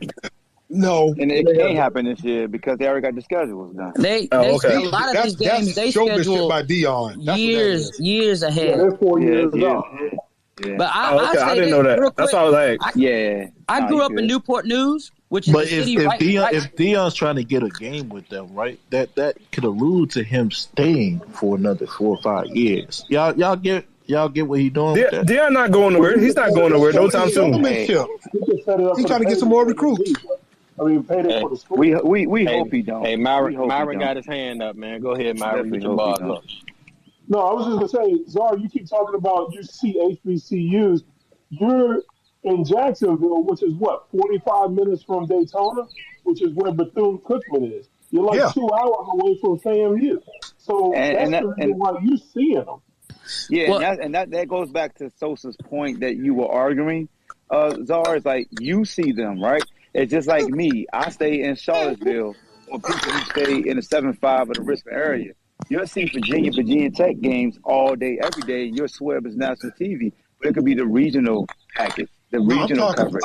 You feel what I'm saying? I see what you're saying. No. And that's why I was even trying to say, me growing up in Newport News. Hold on. Before you cut me off, Czar, you're going to jump in and try to attach a tag like ESPN. No, I'm not. Okay, what was you going to say?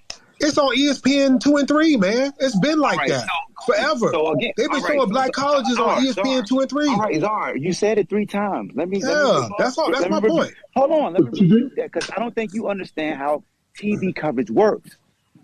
Myself being a part of broadcast, they have regional viewership. It was That's not the national. That's not the national channel. That's the regional one. It was a national broadcast, bro. It's not national. Stop saying that.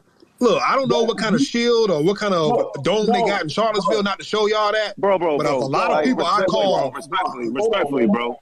Respectfully, if you call somebody that got direct TV, that got all those channels, or they have a certain cable package that allows them to have a plethora of games, yes, they will be able to see it. But national TV means if it's basic cable, everybody's going to see that game because it's nationally televised. Like ABC, if you stop saying yes because you don't know what you're saying yes to. If I have basic Hulu and it's on national TV, I'm going to see it. But if it's on regional, I'm not going to see it. So that means it's not on national TV. So when the ESPN broadcast say, hey, this is our black colleges, our HBCU game of the week, Norfolk State versus Hampton. Battle of the Bay on the Saturday. It ain't gonna say it ain't national. It's regional. Bro, how can I watch the Battle of the Bay between Norfolk State and Hampton? It's way up there, but I see it down here. How? Demographics, dog. Demographics. That's what I'm saying. I'm in Florida. Oh, thank you. It's not just that you're in Florida, fam. It's what city you're in, dog. Yo, he don't want to hear it, bro. Norfolk State and Hampton are in Virginia. Did you play football? Did you play football? Yeah, I played football. Okay, it's that CTE. It's that CTE. It's okay. We gonna pray for our brother. Let me say you something, Zara. Let me share with you something, Zara. So, what he's saying with demographics is, you get a lot of HBCU games, correct? No, we don't. Oh, so you don't get HBCU bro, you games. just said you did. Bro, on ESPN, when it's football season, I can pull up North Carolina Central. I can pull up Wilberforce. No, I asked you a simple question. Do you get a lot of HBCU games? Because you just said you see them on TV nationally all the time. No, they're not broadcasted like that. But I can go to my ESPN. I can go to ESPN 2 and 3 and see these games. Czar, again. So that is literally what niggas was saying. Oh my God. Man. Thank you. Bro, I ain't gotta what are you? now. I guess I'm gonna repeat it. What are you? I don't get it. What are you talking about? Do you not understand English? Yo, so it sounds like your breath. But go ahead, brother. They probably do. They probably do. No, man. I still don't understand. Czar, here's what they saying. Here's what they saying. Go ahead, Carlos.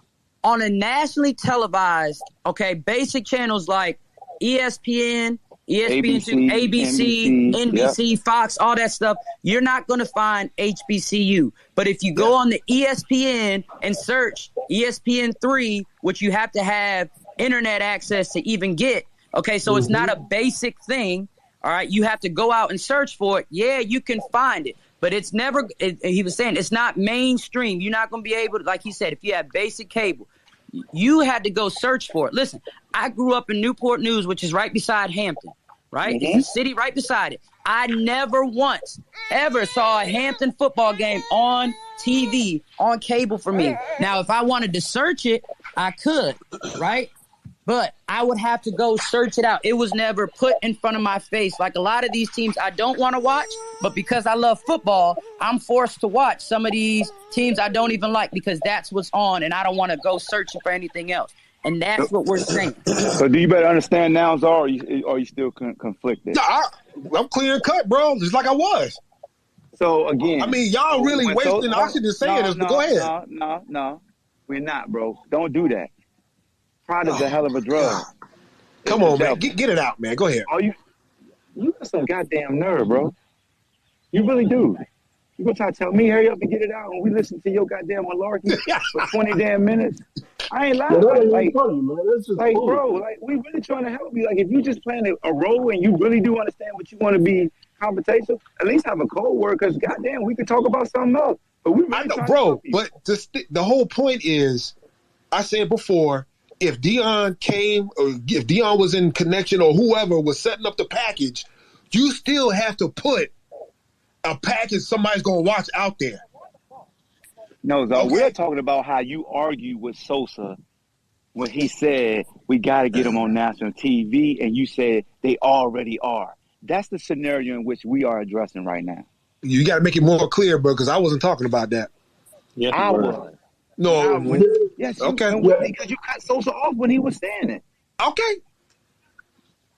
This is recorded, and when I upload, I know. Get the receipts. Special segment. Your receipts are fraudulent. And hold on, bro. The only thing that's fraudulent is them damn championship rings without your name on them. Hey, Hawk. Hey, Hawk. What up, bro? Yo, when Jackson State played on TV this past year, that wasn't was that ESPN? What channel was that? That was ESPN. That was the big dog. That was ESPN. That was the bowl game, the one they lost. No, they had a couple of regular season games on. Yeah, my brother watched a couple of them on. I remember watching a couple on my phone. Yeah, I think it was on. I think they was on ESPN too. But that's Deion. During COVID, they played on ESPN because there was no other games to play. Yep. And the COVID. Deion. I mean, they've been getting very, very good coverage. Yeah, that's what Sosa was speaking to. Sosa was like, he wants more of that for HBCUs, not just one token school when they play.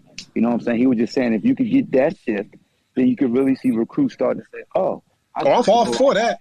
A lot of times, anybody that's gotten recruited to play football and chose in college, You wanted to see, hey, who I play, what type of exposure I'm going to get. And that's when, that was a big deal. And that's when you see, I know, go ahead, so. No, that was big, Hawk. Go ahead, Steph. So the thing that you got pinned, Jackson State playing Florida A&M, is that a real game that's happening this year? I didn't see the date. I don't know. Art shared that. I don't know. Celebration Bowl, I think. Yeah, Art that is the Celebration Bowl. I mean, because ESPN back in the day used to show the Bethune-Cookman FAMU game every year. Yep. So HBCUs will be on like ESPN3. You know what I'm saying? Trying to be like in the color commentary or getting the sideline. My agent talked to folks. They will have a lot of those teams playing ESPN3 and things like that. So, like it goes like what Carlos said. You can search and find them and they're there, but you got to search and find them and have some type of provider that allows that game to where it's not blacked out in your area too. Well, I got it. Because if I recall, the FAMU Bethune-Cookman game was played every Labor Day weekend before the other schools started playing that weekend and earlier. And they played it that weekend because that was part of the TV deal. Myron, that was you, Myron? That was you? Yeah. Well, I kind of had a difference from you because when I came down here, I guess that's how it used to be played. But now it's at the end of the season. It's the classic. They had to play it earlier in order to get the TV deal. Oh. Hey, but Myron, they played it in the end of the year. Hey, but Myron, in the early 90s and late 90s, wasn't Grambling State on national TV a lot of times? Southern and Grambling. I know the one game. Thanksgiving Day. Yeah, that one game it was. For sure. It was that one game. But that was more so because of Coach Robinson. But you know what, though? All time right there. Coach Robinson, the greatest. All the classics and all the TV deals, as a kid, I was still tuning in. I didn't know what I was watching. But, I think it was on NBC. Somebody quote me if I'm wrong. I don't know what you're watching, though. Bro, when I was a kid, before I really got into football, bro, that classic game between Grambling and Southern was the game to watch. I'm just saying. They almost presented that a lot as a minstrel show more than a football game. Think about it. It was always about the band. It was always about the pageantry. It won't like they didn't present it like they would Michigan Ohio State game, Bama versus. That's a great point. That's a great point. So let me ask y'all a question then. Why isn't BET stepping up? BET? Yeah. You really think BET gonna step up now? You know who owns it? Because they owned by MTV. Late. But they had BET was they could have been had the Didn't they have some games? I think they showed some games though. MTV done bought them out. Say again? They showed some games. MTV owns BET. Right. Yeah. That's why it's so lackluster. God. I mean, all of them in cahoots. VH1 somehow part of them too, right? Yeah. Yep. MTV owns them. They own Comedy Central. I mean, MTV owns all of it. They done monopolized it. They made a monopoly. They done pulled a Vince McMahon. Yeah. That's why they don't show music videos or anything anymore. It's all reality TV. Yeah, it's a whole bunch of bullshit. Yeah, but I mean, just saying, BET, back in the day, they would have a Saturday, either a doubleheader or a single Trap game. Queens on American Games of Trap Queens. Y'all seen that show that Art just showed in the Jumbotron? Oh, what? No, sir. The Trap Queens show they got? Oh, yeah. Watch that show. I don't like that show, bro, because they rejected me on my acting. I tried out for them, and they ain't told me that. Watch that. That's a good show, then. Oh, shut the hell up. I'm going to get up there, though. I'm going to do a security role. Nah, man. All jokes aside, man, I want to see you in that speaking role so you get them residuals. You know what I'm saying? Yes, sir. Yes, sir. Yeah, that's dope. Hey, so look, man, we spent a great amount of time talking about saving and breaking out HBCUs. Let's transition to Luka Game 2 versus Golden State. Your European GOAT. They're helpless. Hey, man, if you say that one more time, I'm kicking you out the space and you ain't gonna be back in there. He is not my GOAT. I'm gonna get real petty. The Mavs are helpless. Ain't shit they could do. Ain't no Mavs fans. Where the hell is D up at? The Mavs are not dead yet. but they got to get physical. Ain't shit they can do right now, bro. They got to get physical, bro. What is that gonna do? You got to first of all, Kirk, you got everybody dropping threes and shit. You got to foul somebody. The Mavs makeup not though. The Mavs don't talking kind of physicality, as in like tackling Steph Curry to like tear his ACL. That shit ain't gonna do nothing. I'm just saying. God forbid that happens. I don't want to put that in the universe, by the way. I'm not trying to fast forward, but if Boston gets a hold of the Golden State Warriors, no. It's over. We sticking. Okay. I'm just saying the Mavs need to get a little bit more. Nope, you still was gonna try to slide one in there. Pause. So I'm gonna restore order and mute for a little while. Let you take a little breath. Go drink you some Listerine, and then get back to what you were saying. They only shot 16 threes in the game. The difference was in the face again. I'm sorry, it was 20. I'm sorry, dang, that was a quarter. They shot 29 total, and they were 10 of 29 from three. Yeah, so they just shot a terrible percentage. Yeah, so the Warriors haven't lost at home, and they didn't even play their best, and they still kind of won the side because they were able to adjust, hitting the mid-range, things like that. I think Dallas will win a game on their home court.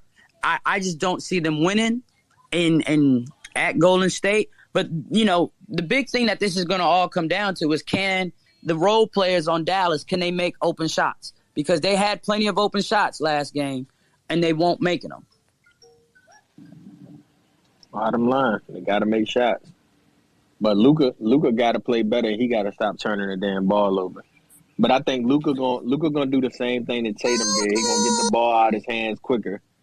You know what I mean? When he feel that double team coming, he'll get it out of his hands and go get it back. So I think he'll adjust that way too.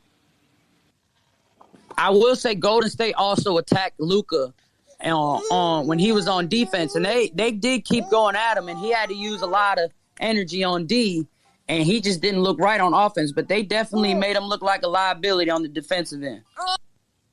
Hey Shaggy, what's going on tonight, Shaggy? You've been quiet for about an hour and a half, B. Shaggy must not Golden State in a blowout, man. I'm rolling with Luka. He said Golden State in a blowout. I'm rolling with Luka tonight. Luka can get it done. He gonna get the series started. It ain't a series until the road team win. It's starting tonight.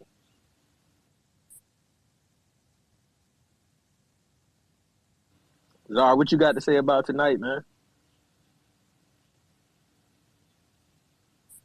My bad. I forgot he don't watch basketball. Hey, can I ask a question? Not to really, I want to still talk about basketball, but I was in here early when we were talking about the Celtics, and somebody made a comment like, who on the Warriors is going to guard Jason Tatum?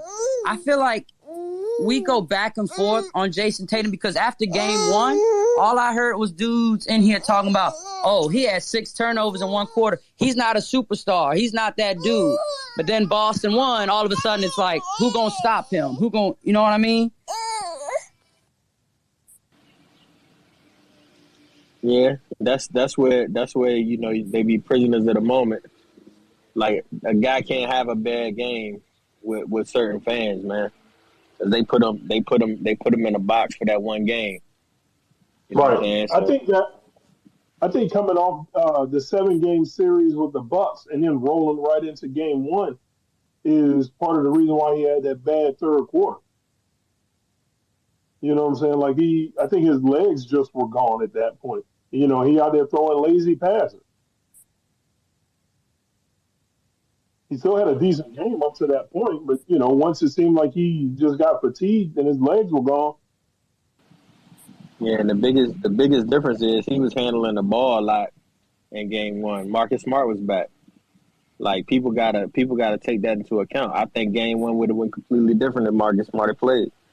Even without Al Horford, I think it would have went different. You know what I'm saying? Like, what did they lose game one by? What was it, 8, 10? It was 10, right? I think it was 10. But yeah, I mean, I think Marcus Smart, he cuts down on a lot of that, and a lot of those turnovers probably don't happen if he's handling the ball. And I agree complete with you. That's why I was kind of dumbfounded when dudes in this space was like, man, it's Marcus Smart and Al Horford. I'm like, y'all must not really watch like the Celtics play. Like, you know what I'm saying? They take low hanging fruit and they're like, oh, it's Marcus Smart. But if you really watch like the Celtics play, you would know that he became their primary ball handler. Like he did initiate. And you look at how he was shooting last night, how he was defending, like, and dudes was acting like he's just some random role player, but like he's a legit player. Like, yep. Yeah, he's definitely legit. And, you know, you can say what you want, but he was the defensive player of the year this year. And, like, him being on the court, like I said after game one, makes a lot of difference on the way Boston plays defense. Because he steps in to the little driving lanes Jimmy had in the first game. He didn't have those same lanes because he was stepping in. So Jimmy was getting rid of the ball. Like, he wasn't being as aggressive.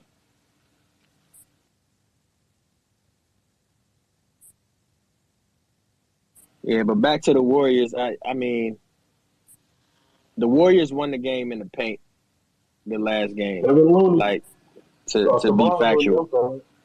So, Looney was big for them. Huge for them. Like, Looney gave them real good minutes. So, I don't know, man. Like, the Mavericks got to find an answer. And what's the Mavericks 5? He got in foul trouble early, too. I think he had 3. Was it 3 in the first quarter? Who, Powell? Nah, not Powell. What's the other guy that can shoot the 3 ball? Maxi Kleber. Maxi Kleber. Yeah. So he got in foul trouble early, and he has to be more aggressive. Like, he can't play that finesse game. He got to get down there and get dirty. Like, that's the only way I see the Mavs having a chance. But Luka gonna get you a win. Luka might get you 2 on his back.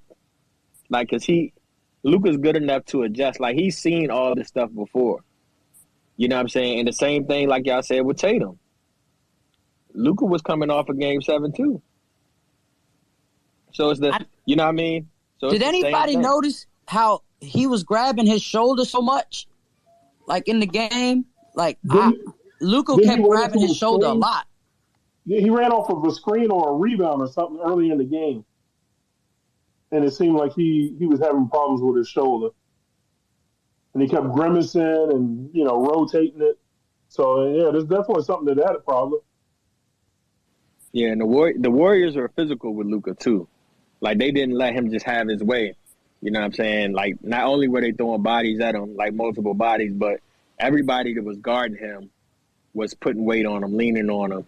You know what I mean? Like, when he didn't have the ball and he was trying to get open, he had to fight through. So all of that is exerting energy. And then Golden State, you gotta play defense because they don't really have nobody that can't shoot except for Draymond. So the only thing you can do is put Luka on Draymond on defense.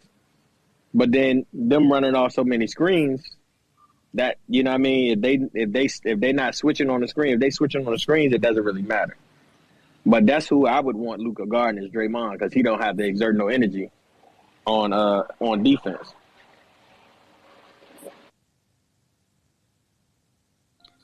Yeah, I agree with you on that. The crazy thing is I still feel like the Warriors won by a good amount, but I feel like they didn't even play that great, though. Like, Steph missed so many free throws. There was a lot of shots missed. And so, like, even if I feel like Golden State can walk away from that game like, yo, we didn't even play our best. And, like, there's so much we can improve on.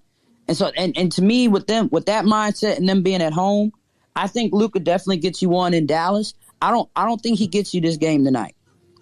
I think he goes off, but I don't think they get the win. Luka and Brunson tonight, they gonna kill. I think they're gonna combine for about 75 tonight. Is that gonna be enough? I mean, you gotta play defense. Like, you gotta figure out a way to, and you can't, like, I think the biggest thing the other night was Golden State was getting a lot of second chance opportunities. So like, you can't. That's what I'm saying. You can't have that. Like, you can't have Steph getting boards like that. That's crazy. Not saying that he can't rebound, but come on, man. He was Steph 6'3". So not to cut y'all off, but wasn't a lot of his boys like long rebounds that actually just came to him? He wasn't even out jumping people. Yeah. But that's what I'm saying. Especially like the offensive one. Yeah, they can't let them get those because when like you got to think like if they miss a 3-pointer and then Steph get the rebound, give it to Dre, get it back and hit a 3, like that should take so much energy out of you because you done played good defense for 18 seconds.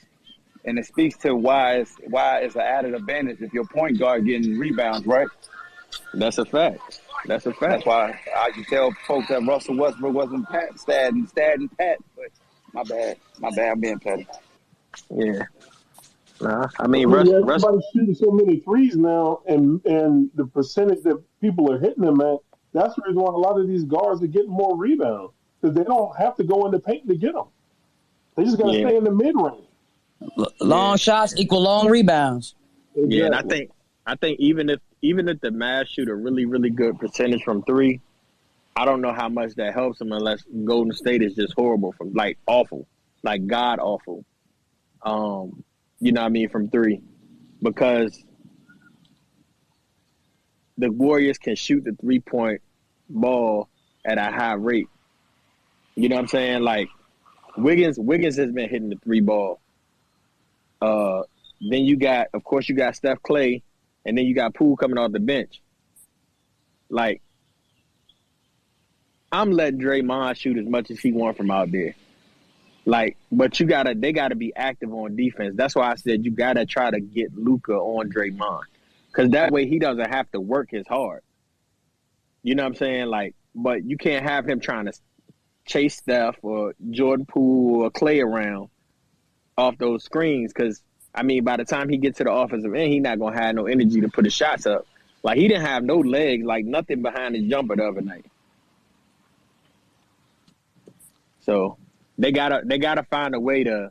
I mean, you really can't even go zone against them. So it's tough, like, you know what I mean. But the Mavs Jason Kidd got to come up with something. But you know what's wild as you say that, because I was thinking like, yeah, you know, they came off of a Game 7 as well. But did they even play in the fourth quarter of that game? They were blowing the Suns out so bad. He was sitting on the bench just about the entire time, wasn't he? Yeah, I think they played like the first 4 minutes or something, and then they settled. But I mean, that's still a long series, and Luka played probably 40 minutes a game, 42 minutes a game. Especially the last 3. I think he played like 45 minutes, 44, 45 minutes. So that's tough. I mean, Shaggy, what Jordan Poole gonna do tonight? Game 1, he always kill. Is he back tonight, or is he gonna disappear like Casper? Disappear. So it's on Stephen Clay and Wiggins.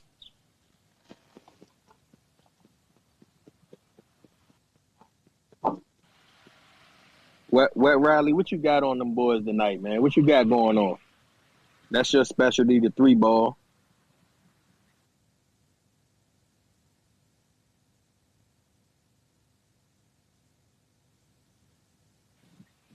So he ain't got no service.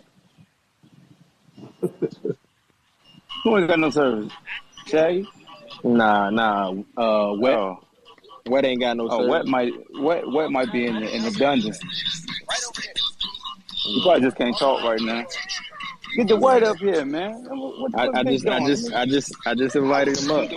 Heard my name. Hey, man. I called you. Oh, there you go. Like Candy, man. Goddamn, it took 3 times. Heard my name. What you got tonight, man? You a 3 ball specialist. What you got tonight? Golden State Mavs. I got Golden State, but I got to be a whole lot closer than it was tonight. I got Luka making an adjustment of Wiggins picking him up full court. I also got Kidd making an adjustment as well. But I'm not really expecting them to do too much because just like the last series, they didn't really do too much on the road. The role players, that is. Now, if they go home and get their ass beat, this one going to be over real quick. But tonight, I got Golden State winning by about 8. I think the spread is what, 6.5? 6.5 or 8.5. I ain't even been on to look at the spread. Yeah. When I look at earlier, I think it was 8.5. Go ahead, Ed. For me, I'm not really worried about Luka. The key is the other players. You know what I mean? Because what we haven't brought up was the Mavs shot 22% from the field. They had a higher 3-point percentage than the overall field goal percentage. You know what I mean? So players just got to hit shots. You know, I mean, Luka is a big part. He has to not have 7 turnovers. You know, but it's the last series against the Suns. I'm outside. Last game against the Suns, Fendi had stepped up, Dinwiddie or whatever. So we got to have these other players, Dinwiddie, whatever his name is. We got to have these other players step up and hit shots. You know, we stand a lot on what Luka has to do. You know, he played poor, but he still had 20 points. You know what I mean? And, you know, it was the rest of the team who didn't play their role. You know what I mean? And, yes, it was the Warriors' defense that had a lot to do with that. But as every game is, they got to make adjustments. You know what I mean? The same thing we said about Luka not being able to guard players. Right now, it's the same thing we said when they went down against the Suns. You said that the Suns kept going at them. So I look for Jason Kidd to make adjustments, of course. But it don't mean nothing if the role players ain't hitting nothing. 22% from the field, that's not going to beat anybody, period. No matter how well the superstar play or don't play. That's usually how it go on the road, though. Yeah, but 22%. I mean, that's bad. Whether it's 22%, 30%, 32%. Yeah, but you got to. What Hawk always say, it's not a series till the road team. Oh yeah, that's all. Right? That's always the case. But if you look at the last series that they had against the Suns, the road team didn't win the game 7. Like everybody held home court down until game 7. The role players didn't play well until game 7 on the road. But Luka led the way then. Yeah, I agree. However, if you look, they didn't shoot 22%. You feel what I'm saying? Like, I'm not making that. I'm saying they didn't play as well. Of course, you on the road, right? Yeah. But you have no chance shooting 22%. No, you know what I'm saying? Of course you don't. You know what I mean? So those guys who usually hit shots, even when they bad on the road, they still hit just enough shots. They didn't hit nothing. You know what I'm saying? Like, we talk about Clay and Steph not having a good game for them. In comparison, that whole Mavs, take Luka out of the role players, even as bad as Clay and Steph shot, the role players was just, they were worse collectively. You see what I'm saying? So you can't be deep and have 8-9 players playing and no one shooting, no one can hit anything. You know what I mean? And so that's what I'm saying in general, whether it's home, away, or whatever. Credit to the Warriors, but at the same time, we said they pros for a reason. They've been in over there. It's the third round for them. They got to hit shots, whether it's like what the Warriors did. They made the adjustment and not relied on the 3 ball. They went inside, right? So the Mavs got to do the same thing and hit those shots. You know what I mean? Because if you look at everything else, free throws, it wasn't that big of a advantage. You know what I mean? It came down to shooting percentage. And that's, you know what I'm saying? I'll leave it off like that.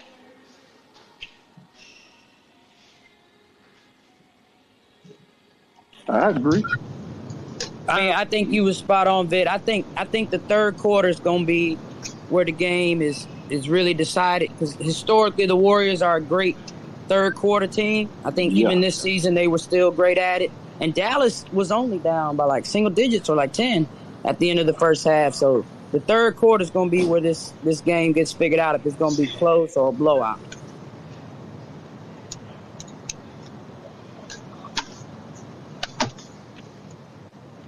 Well, there it is. There it was. You know what I'm saying? So everybody picking Golden State, or what did you pick, Dallas? I'm taking Luka. No, I picked Golden State to win by 8. Okay, I got them holding home. I ain't got the Mavs winning till game 3. All right. Luka gonna take good care of them people tonight, man. Gonna take good care. It's a little different. You know, he been sick. He got it. Yeah, I'd be sick too if I'm up at 11:30 drinking beer before the game. He was hanging out. He was hanging out with Czar, man. That's all that was. He think he's Scoop Johnson. Nah, Scoop still be sleeping. Oh no, he be up. Nah, he don't be up. I talk to Scoop every morning when he get up. He be sleeping. No, that's because he done already been up and took the old heads to the liquor store already at 10 o'clock. He go back to sleep. Trust me, he up. He ain't up when I get up. He ain't up. He ain't up when Hawk go running. He ain't up. Ain't that right, Hawk? Yeah, he does. I don't know. I'm just going to sleep when y'all going to do all that. I know a lot of people ain't know when we running, so I don't know if that's saying a lot. Yeah, I'm about to say I'm just going to sleep. Just going to sleep 6 o'clock. Yeah, I be riding by y'all when y'all be running. Right on Main Street, beat the horn, keep going. Yeah, you definitely do keep going though. That's bullshit. You definitely could jump out, ghost ride the whip a little bit. You know what I'm saying? Hey, look, man. I'm gonna have it ready for y'all one day, man. Hey, I had a ramp and a deuce. I'd be like, whoa, wait a minute. I can't get the AirPod out fast enough. Hey, yo, damn, he gone. Don't never catch the light. hey, man, lights love me, B. They love me. You ain't lying. You ain't caught a light yet. Let me see. Anything else in sports going on? Another Ultimate Madness start this Saturday. URL TV. It'll be on Caffeine if y'all watch Battle Rap. Salute to Black Compass Media. Salute to the Brody Cola. Got into a little spat with Surf. I heard a lot of that. He was snapping. I do got a question. What's your question, bro? So, the elephant in the room. Sports, well, I wouldn't say the sports world, but everybody, not everybody, but a lot of people attacking Bronny for the picture in the prom. I got a take on that. Go ahead. That young man goes to a school that costs $40,000 a year. Mm-hmm. What do y'all expect? Mm-hmm. What would really? What do y'all expect? I don't see nothing wrong with it. I like your comment, man. That's the end of that discussion. You date who's available. Exactly. To you. That's what it is. That's what's there. Yeah. It ain't like you like what you like too. So but it ain't like he goes to Crenshaw and then did that. Facts. That's a fact. Facts. Yeah. So they made it seem like that young man did it on purpose. Yeah, like, come on, man. No, but Hawk. I got a real sports. The troll. Wait a minute. The trolls was out. Go ahead, T. I got a real sports question. Well, hold on, T. Hold on. What y'all think about Shakur? Tank wanting to fight Shakur Stevenson. We talking about real sports, man. We not. Tank want to fight Shakur? Yeah, he said he gonna go to 130. So he want to fight Shakur, not Devin. See, I feel like Shakur has a better IQ as far as boxing than Devin, and that's not a slight to Devin, but Shakur. Plus, I know his pops. Rest in peace. It'll be a good like Devin.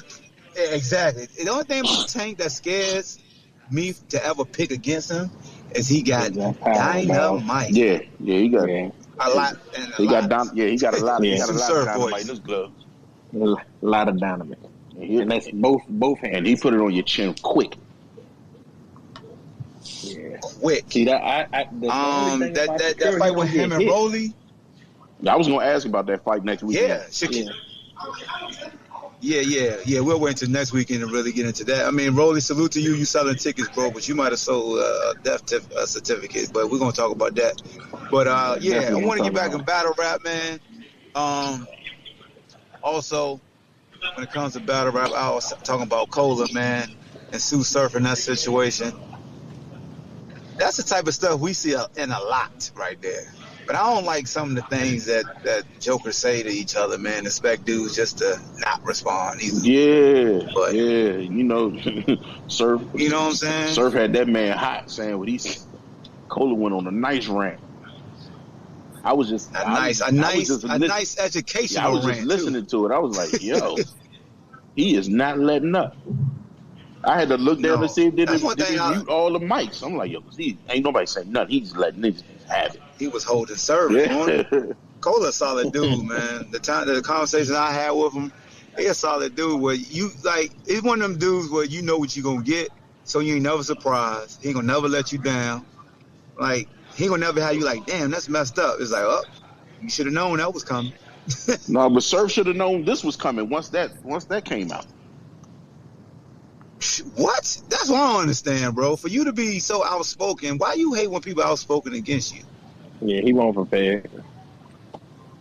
He watched film like Czar. He won't prepare. Yeah, yep.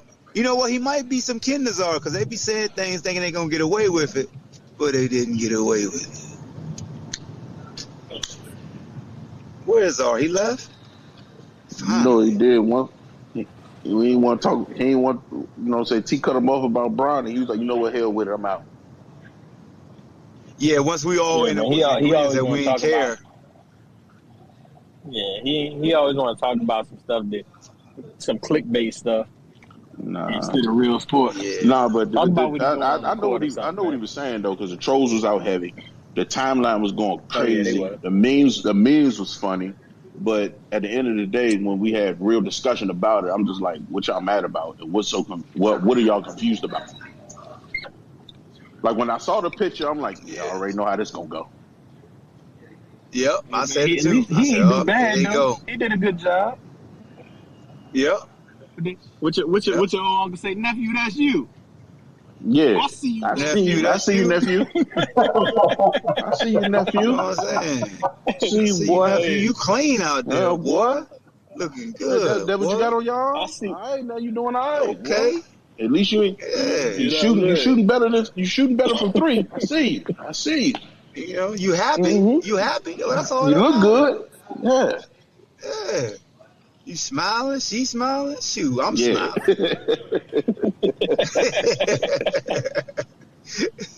That's nephew, I saw that, man. Hey, what you think, dog? I don't think nothing about it. Like, what I supposed to think? What you want me to say? Huh? What you want me to insult him? No. But I don't care. No, that has no bearing on me. Hey, Hawk, they know you very verified, man. They want you to say something out of pocket so they can bash your name. That's all. That's true. That's the type of stuff I don't like.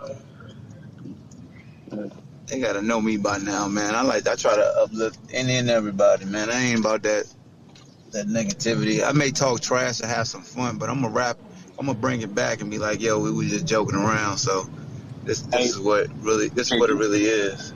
Yeah, I was watching ESPN earlier, and they did a highlight reel from Pat Bev for the week 2. Like, even though he wasn't on there, they did a highlight reel on Pat Bev. That's what's up, man. Pat Bev, he was spicy, but the spicy was entertaining. It moved the needle. He did his job. Because at the end of the day, even though he was talking spicy about CP3 and whoever, when it came to doing his job of breaking down the game and what he saw, phenomenal. He was straight. Like, you know what I'm saying? So, who am I at the end of the day to be like, Pat, you can't do that? Even though it's some of the things, like, we all don't like some of the things people say, but he give you the best of both worlds. He can entertain you and he can educate you. If you can do both of those things, you're going to stay on TV. Yeah, he working on a post career. He need to go on SS1 with Skip and Shannon. Yeah. He'll did y'all see how he hold up on that? JJ Redick? You said what? Yeah. What'd you say? Yeah. Oh, did you see they coming back at what's his name? Howard Tech came back at JJ Redick about the firemen and what's the comment? The plumbers and firemen? Oh, I saw Bob Cousy said something. Comment.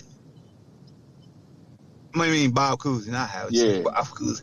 I knew it was one of the older guys that played point talking guard. About some I guess I think he said Will Oscar Robinson. What's happening? Elgin Baylor. What's good, fellas? Hey, it was Bob Cousy. Yeah, it was Cousy that said it. Yeah. Yeah, my bad. I'm the one that said the wrong name. Oh, my bad. I couldn't hear. Yeah.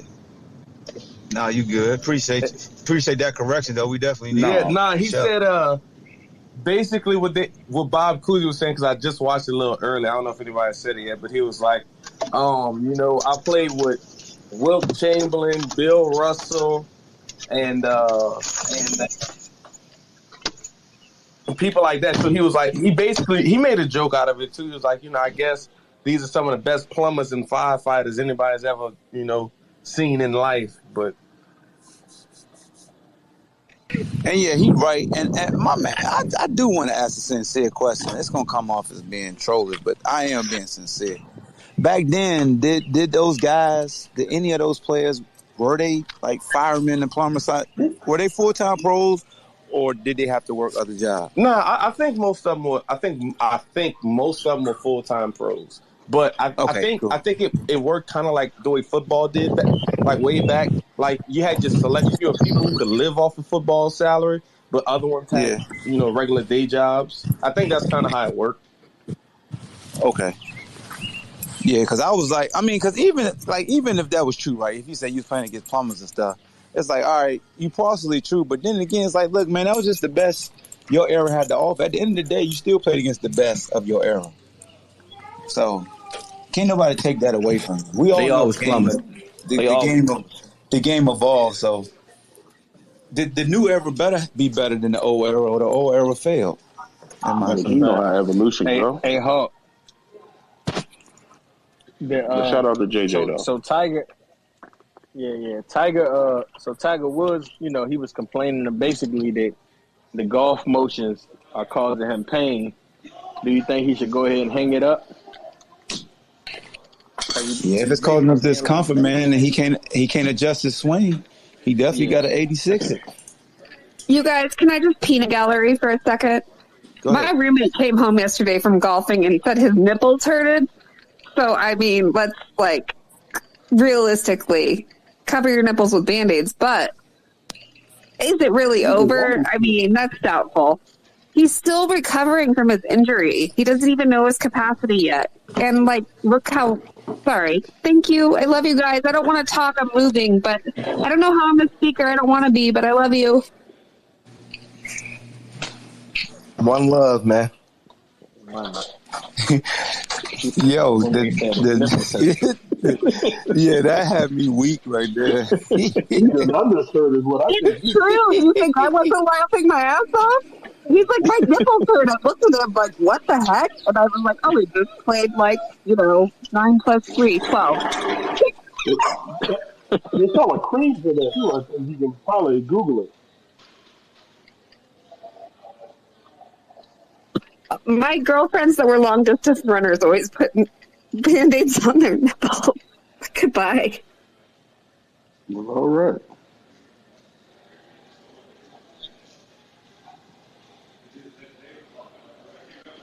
Well, man, I just looked at the time, man. It's 5:34. Is Chris having a space? Hold on, let me get Chris space up in the Jumbotron.